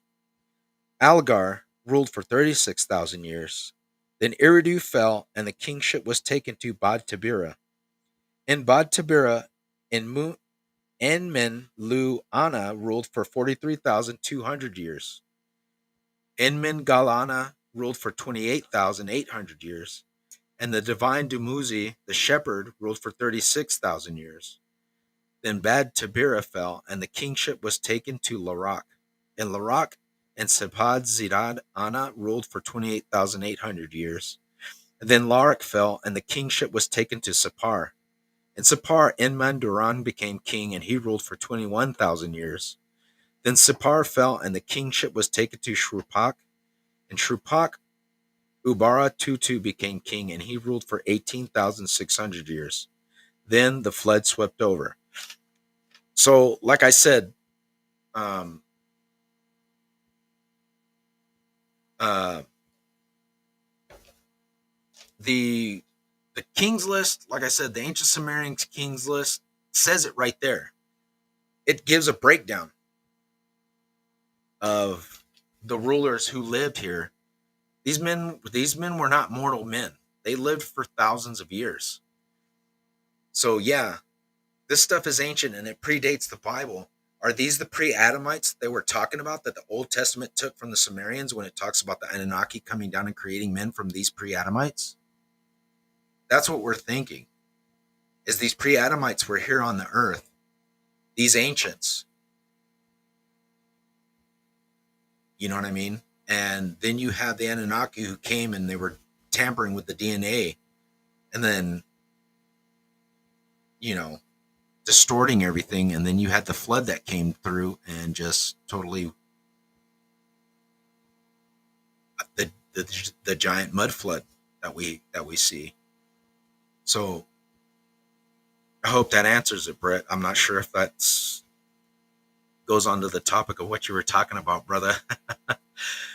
But yeah, I mean, the meditation stuff, guys, I really highly recommend it. Please, if you ever get a chance to, just look up meditation techniques. My guide that I started off with was watching Sadhguru, and the techniques that he was putting out, and I watched them, and I'm glad that I got books. My wife bought me books that I can actually read and stuff from him, his book set, to get into that. And I read some of his book on karma. That totally put in perspective to me the whole thought process behind karma.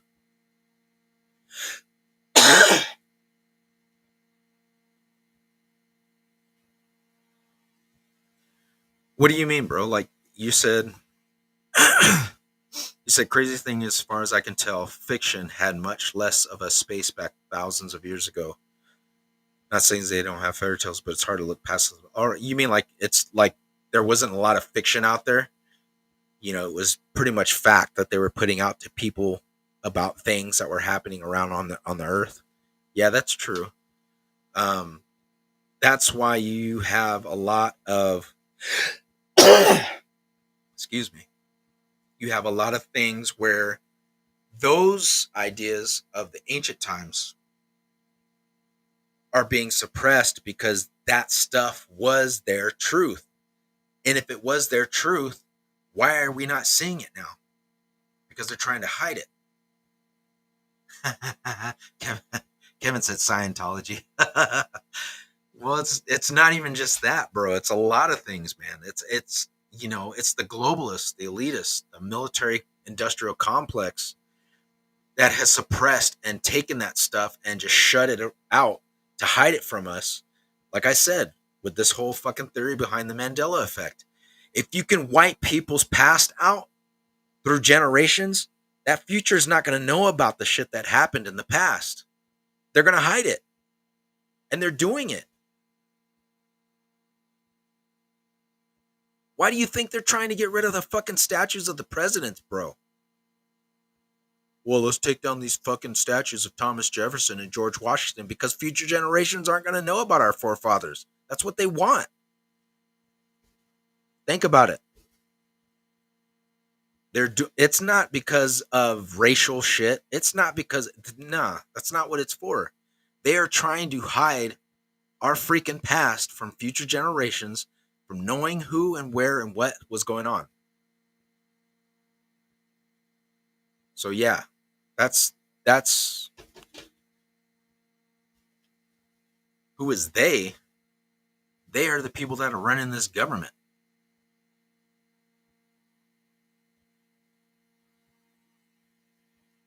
Yeah, yeah. And like I said, those are just fronts, man. Those are just cover-ups. Those are just little CIA psyops that, that's just, oh, look at all this shit, these guys, blah, blah, blah. That's all that is, man. But yeah, bro, getting back to the meditation stuff, I would highly recommend you try it. Yeah. Brett said there's been a lot of talk about giants lately. And the thing about that is this. Is even in the ancient texts of the Sumerians and the ancient,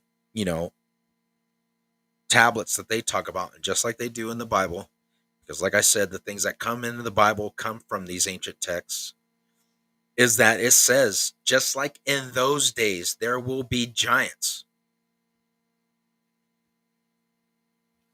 It's not that the giants were wiped out. They've just been in hiding.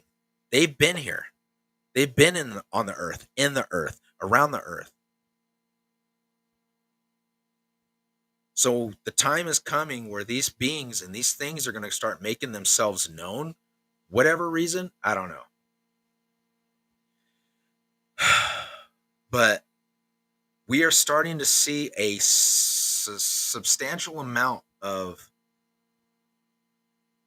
sightings of creatures, of giants, hominids, things in the ocean that are not making sense. That there was actually videos of these people that were filming these creatures in the ocean that looked like these ancient things that were dinosaurs, these serpents.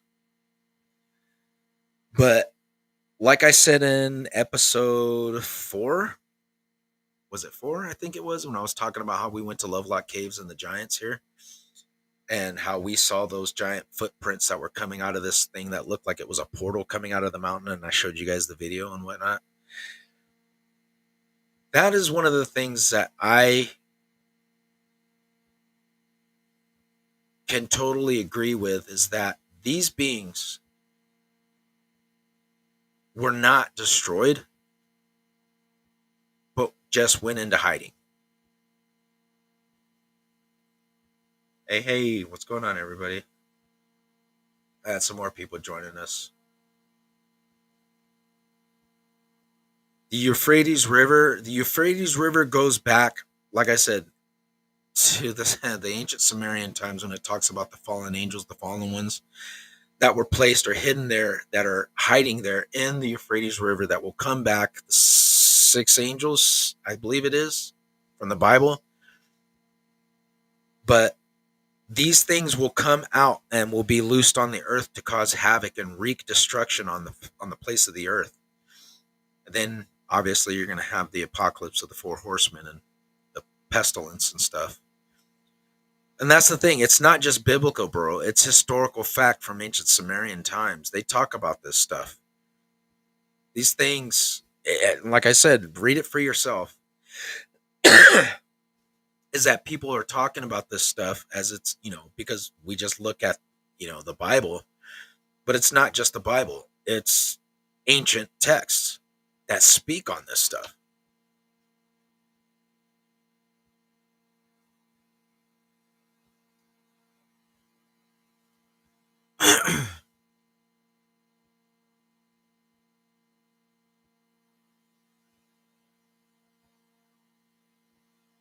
Yeah.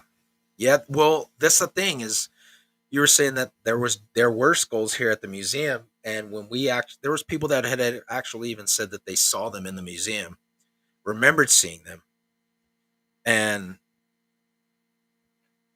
when we went to the museum, they totally denied it. And when you go into the museum, right there in the front, there's a thing from the Smithsonian talking about, oh, those are lies. Straight up. But like I said, when we went to Lovelock Caves, and it wasn't just the one time, it was a whole year or 2 after that I took my wife to it. She saw it for herself, and she couldn't wrap her head around it. Why there would be a size like 15, 16, 15, 18 size foot, bare feet, because you can see the arches in the feet, everything, the toes and everything, walking through the desert from where up in this cliff where this portal looking thing was, just strides, boom, boom, boom, running, going down the hill. I seen it. The first time we seen it, it was my son and my nephew. We went up there and we saw it.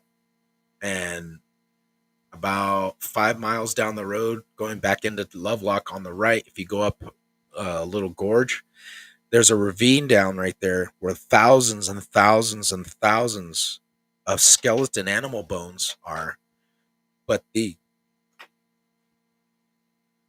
crazy thing about that is there were skeletons where the rib bones had been chewed on, and there was a pile of rib bones away from the skeletons. And I couldn't explain that one myself either, so do I think that there's something out there? Of course. I'm not going to put it past it. I believe it with all my heart that there's something out there. And whatever it is ancient, and it's going to make itself known soon.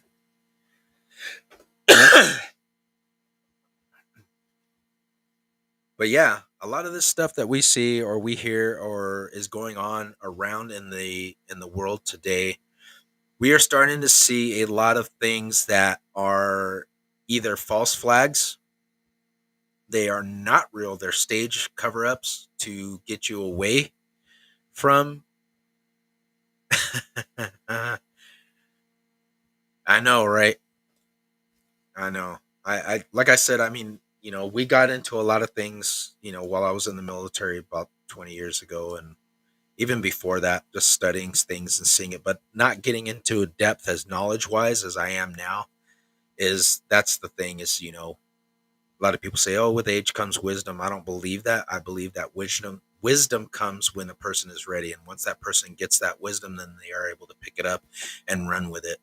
Whether you got these young kids that are doing what we're doing now, that are waking up and they're starting to run with it because they're like, yeah, we see it, and that's the good thing, is that you can get the younger generation to realize and pick up on that stuff and do what they need to help make their friends aware of it.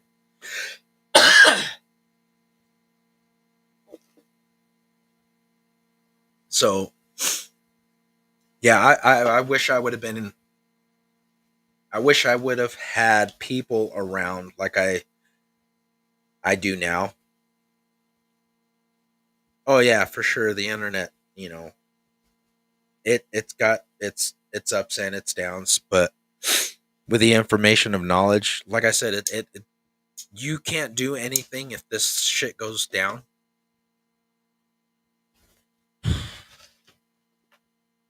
This is where it's at. Books. You got to have books. You got to research and study it because everything's going to be in here. Everything. And that's where your knowledge is going to be kept, because if the shit hits the fan, it's going to be the people that have the information that they store in their brain of how to do things that are going to be able to set and help people out, because we're going to be able to retain that information and teach it to people, and people are going to be able to understand because we'll be able to show them and say, hey, this is where we got to go, blah blah blah, this is what's going on, how to take care of this, how to take care of that. It's like the military, bro. Everything that we learned in the military, we learned and we practiced it and we practiced it and we practiced it and we practiced it and we implemented it in our everyday lives.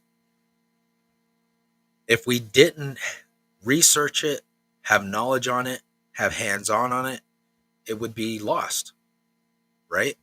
So that's the same thing with this stuff, is that it's lost because we don't retain it, we don't study it. It's not put out there in our schools. It's not out there for us to just pick up and just be like, oh yeah, this stuff, because they hide it. But they don't hide it well enough.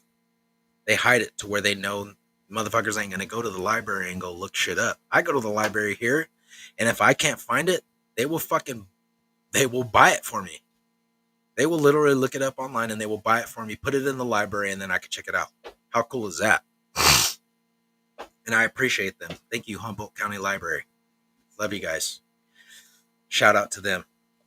So we need to start doing that more. Need to start researching. And the only way that we're going to be able to overcome a lot of this shit that's going on is by becoming independent, researching things for ourselves. And going back to that whole thing I was talking about earlier, bro, is we've got to become we got to break away from this whole thing of, shopping. Grow your own food. Get together in a community. Start harvesting your own meat. Get together with your family. Get chickens. Get your own eggs. Get your own chicken meat. Get a bunch of pigs, goats, whatever. Start bartering with each other. Start learning how to grow your own honey. Watch what you eat. Watch what you put into your body.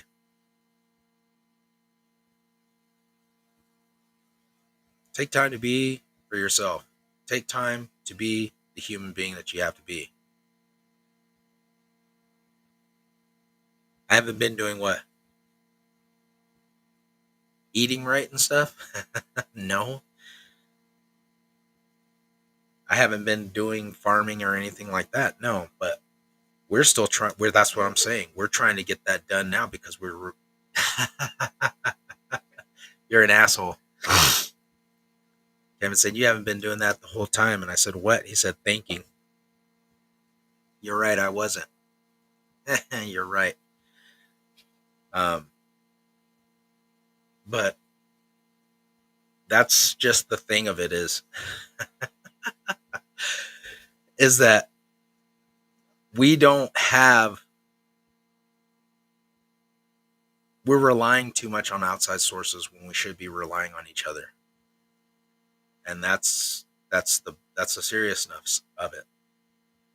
And we are on a path that is laid out before us by other people, religiously, politically, humanitarianly, as a human race. We are relying on these people to save us and do things for us and tell us what we need to do when we could be doing it ourselves. And they've completely taken over.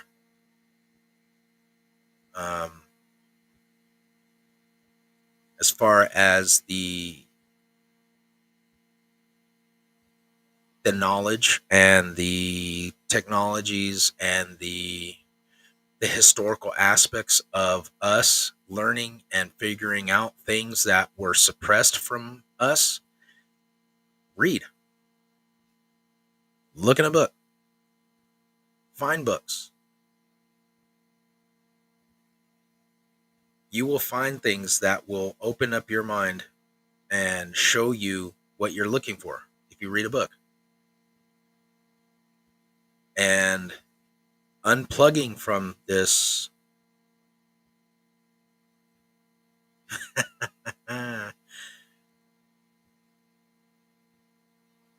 is what will save us one of these days.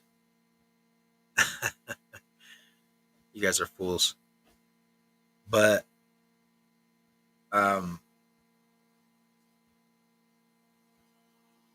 a lot of times people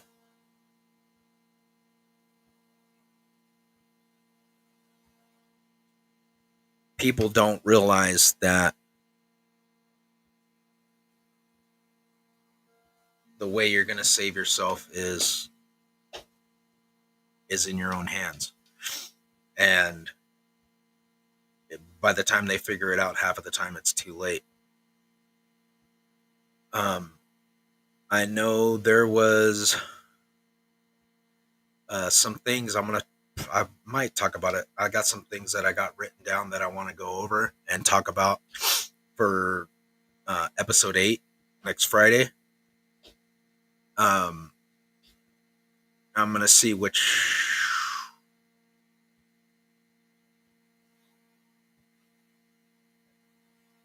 this comment you just made right here. This is the big one.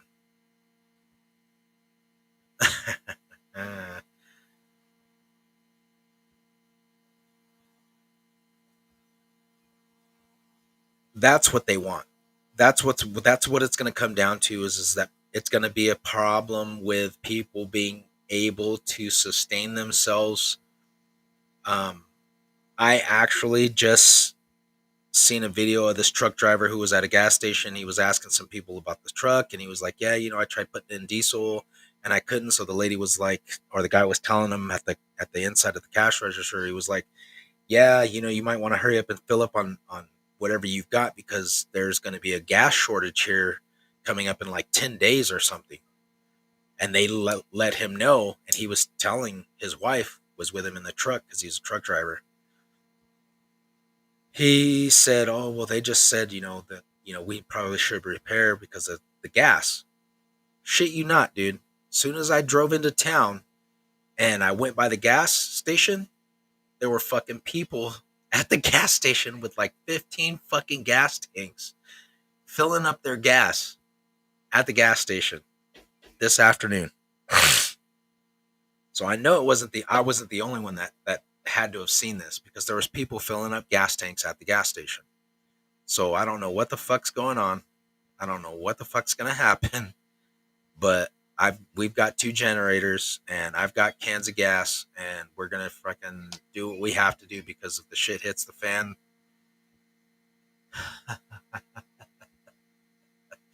yeah, they probably needed gas, bro. You know, but you never know. You never know. Yeah, panic buying, but that's the thing, man. It's like people will literally turn against each other. We've seen that, and I think those were just plot plans that they were just trying to see how they can do something, and how people would turn against each other, how far it would go.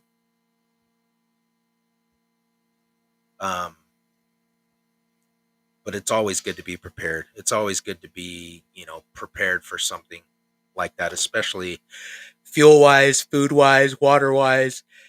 Um, have an escape plan, all that jazz. But next week, next Friday, gonna have another good show. I will actually get a topic that we can get together on and do some focused insight on. Uh, this week this week and last week was really crazy because I had a lot of stuff going on, and I couldn't really prepare to get a show together. Um, to kind of have a topic to talk about, but I will definitely get one together for you guys next Friday. And hey man, you see I'm here, right? This motherfucker. You see what this dude said? You see that? You know why I did, man? Because I just got back from a father-daughter dance thing with my girls and my kids and my family. So it was either go to that. I know, man, and I love you, bro. And I appreciate you. And then I, like I said, I'm gonna try and do this show, do it, at least 2 episodes, um, a week, so that way it's not just waiting. I love you too, Rocap, man. You guys take care of yourself, and you guys always know that if you guys ever need anything, I'm always here for you guys, and that goes with any of my brothers and my friends. All right, man. I'll see you later, man. Get some sleep. Um, I'll always try and do what I can, man, to help you guys.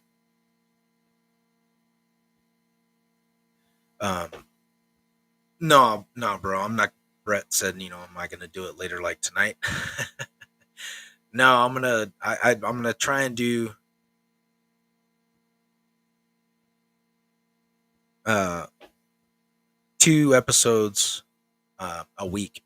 So like on a Monday, I already have one on Friday. So like doing it on a Monday or a Sunday or something like that. So it's 2 times instead of just doing it on Fridays. Um, because there are a lot of things, and I'll get on here throughout the week, and if something pops up, I'll jump on here and I'll start talking about it. It won't be an event scheduled type thing. I'll get on here. Yeah, bro. I've been reaching out to some people to try and get them on here through Facebook, because there's a lot of people that have a lot of interesting aspects on a lot of stuff, and I reach out to them and I give them the podcast information, and I tell them, hey, we're putting this knowledge out there, man, and you've got some really good ideas. If there's something that you want to talk about, I'd love to have you on the show and get your ideas and your thoughts out there. And then they were like, they're all for it, but we'll wait and see. It'll come through. It'll happen. And like I said, I've got the merch already lined up for the podcast. So I'm going to get that taken care of. I'll have shirts, hoodies, and some hats and stuff. We'll see how it goes. And then If you guys want to get those, I'll we'll figure out the whole shipping thing and all that jazz and get that out to everybody to get the merch and stuff out to you guys. But um, getting guests on the show, I'm definitely going to do it. It's just, having people, the times, the dates, whatever, or pre-recording the shows before the episodes, before I do them or post them and have them posted on the website or the podcast, on here on Secret of the Unknown. So that way you guys can check it out. So, I mean, I've definitely thought about it, and it's going to happen. It's just, it's getting the people to get on here and do it. But yeah, like I said, I appreciate everybody that has supported the podcast and has gotten some of the information out there and spread the word, because this is really a drive for myself and for a lot of other people who know me, that are coming along with this ride, and we are all in on this together. And to be able to get this out for everybody and to talk about these subjects, whatever they may be, is good for us to do that, because it gives everybody a inkling or a seed of knowledge or information that they might not have had before. So it's good to be able to do that for people and to be able to say, hey, give them something to think about. I know somebody had asked me something about, oh, well, what is your take on, paranormal stuff? And I told them, that's a whole nother episode. We'll get into that. Maybe I'll do that next Friday. Maybe I'll jump into that one. But I know we're going on 2.5 hours. This is the longest running show that we've had. So I appreciate you guys for being out there and hanging on and watching the episode. And you guys can always go back. And for everybody that's going to be watching the episode over on the platforms on Facebook, on here on Secret of the Unknown, and on YouTube, I appreciate you. And I hope that you guys can appreciate the content and the stuff that we talk about on here. And if you have questions, or if you have ideas, or you have something that you want to bring up on the podcast, let me know, man. We'll talk about it. We'll get it out there, and we'll look into it together on here. If you want to come on the show and you've got something that you want to discuss or talk about, we'll do it. We'll talk about it on here.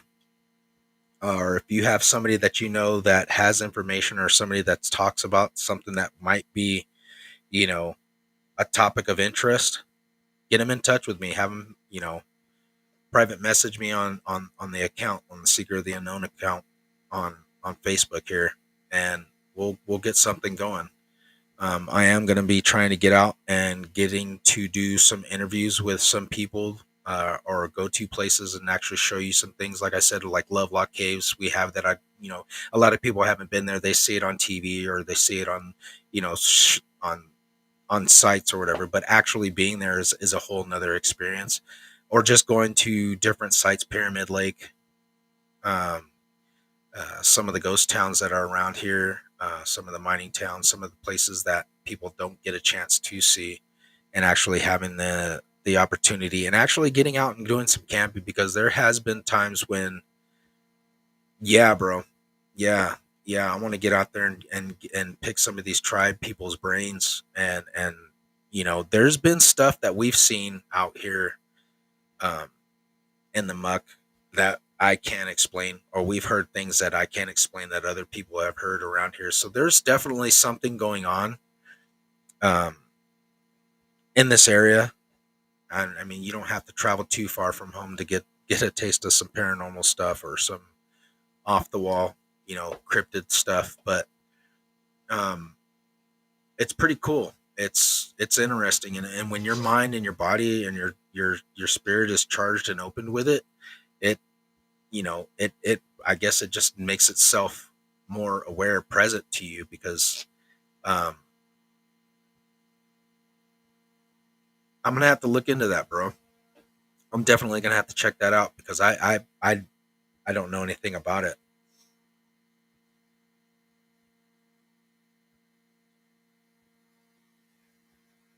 Yeah, I'm gonna have to look into it. I'll write it down.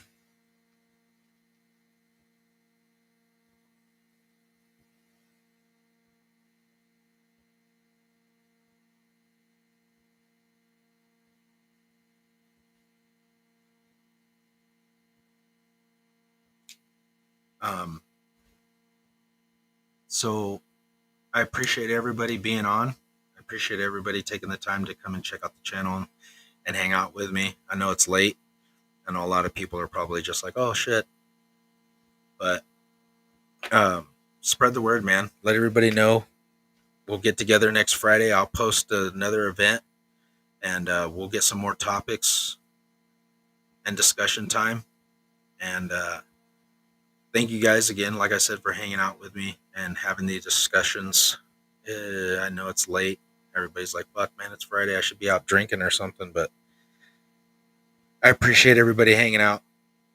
So thank you all. I will let y'all go. And I will keep in contact, let you guys know what the next episode is going to be. Have a safe weekend.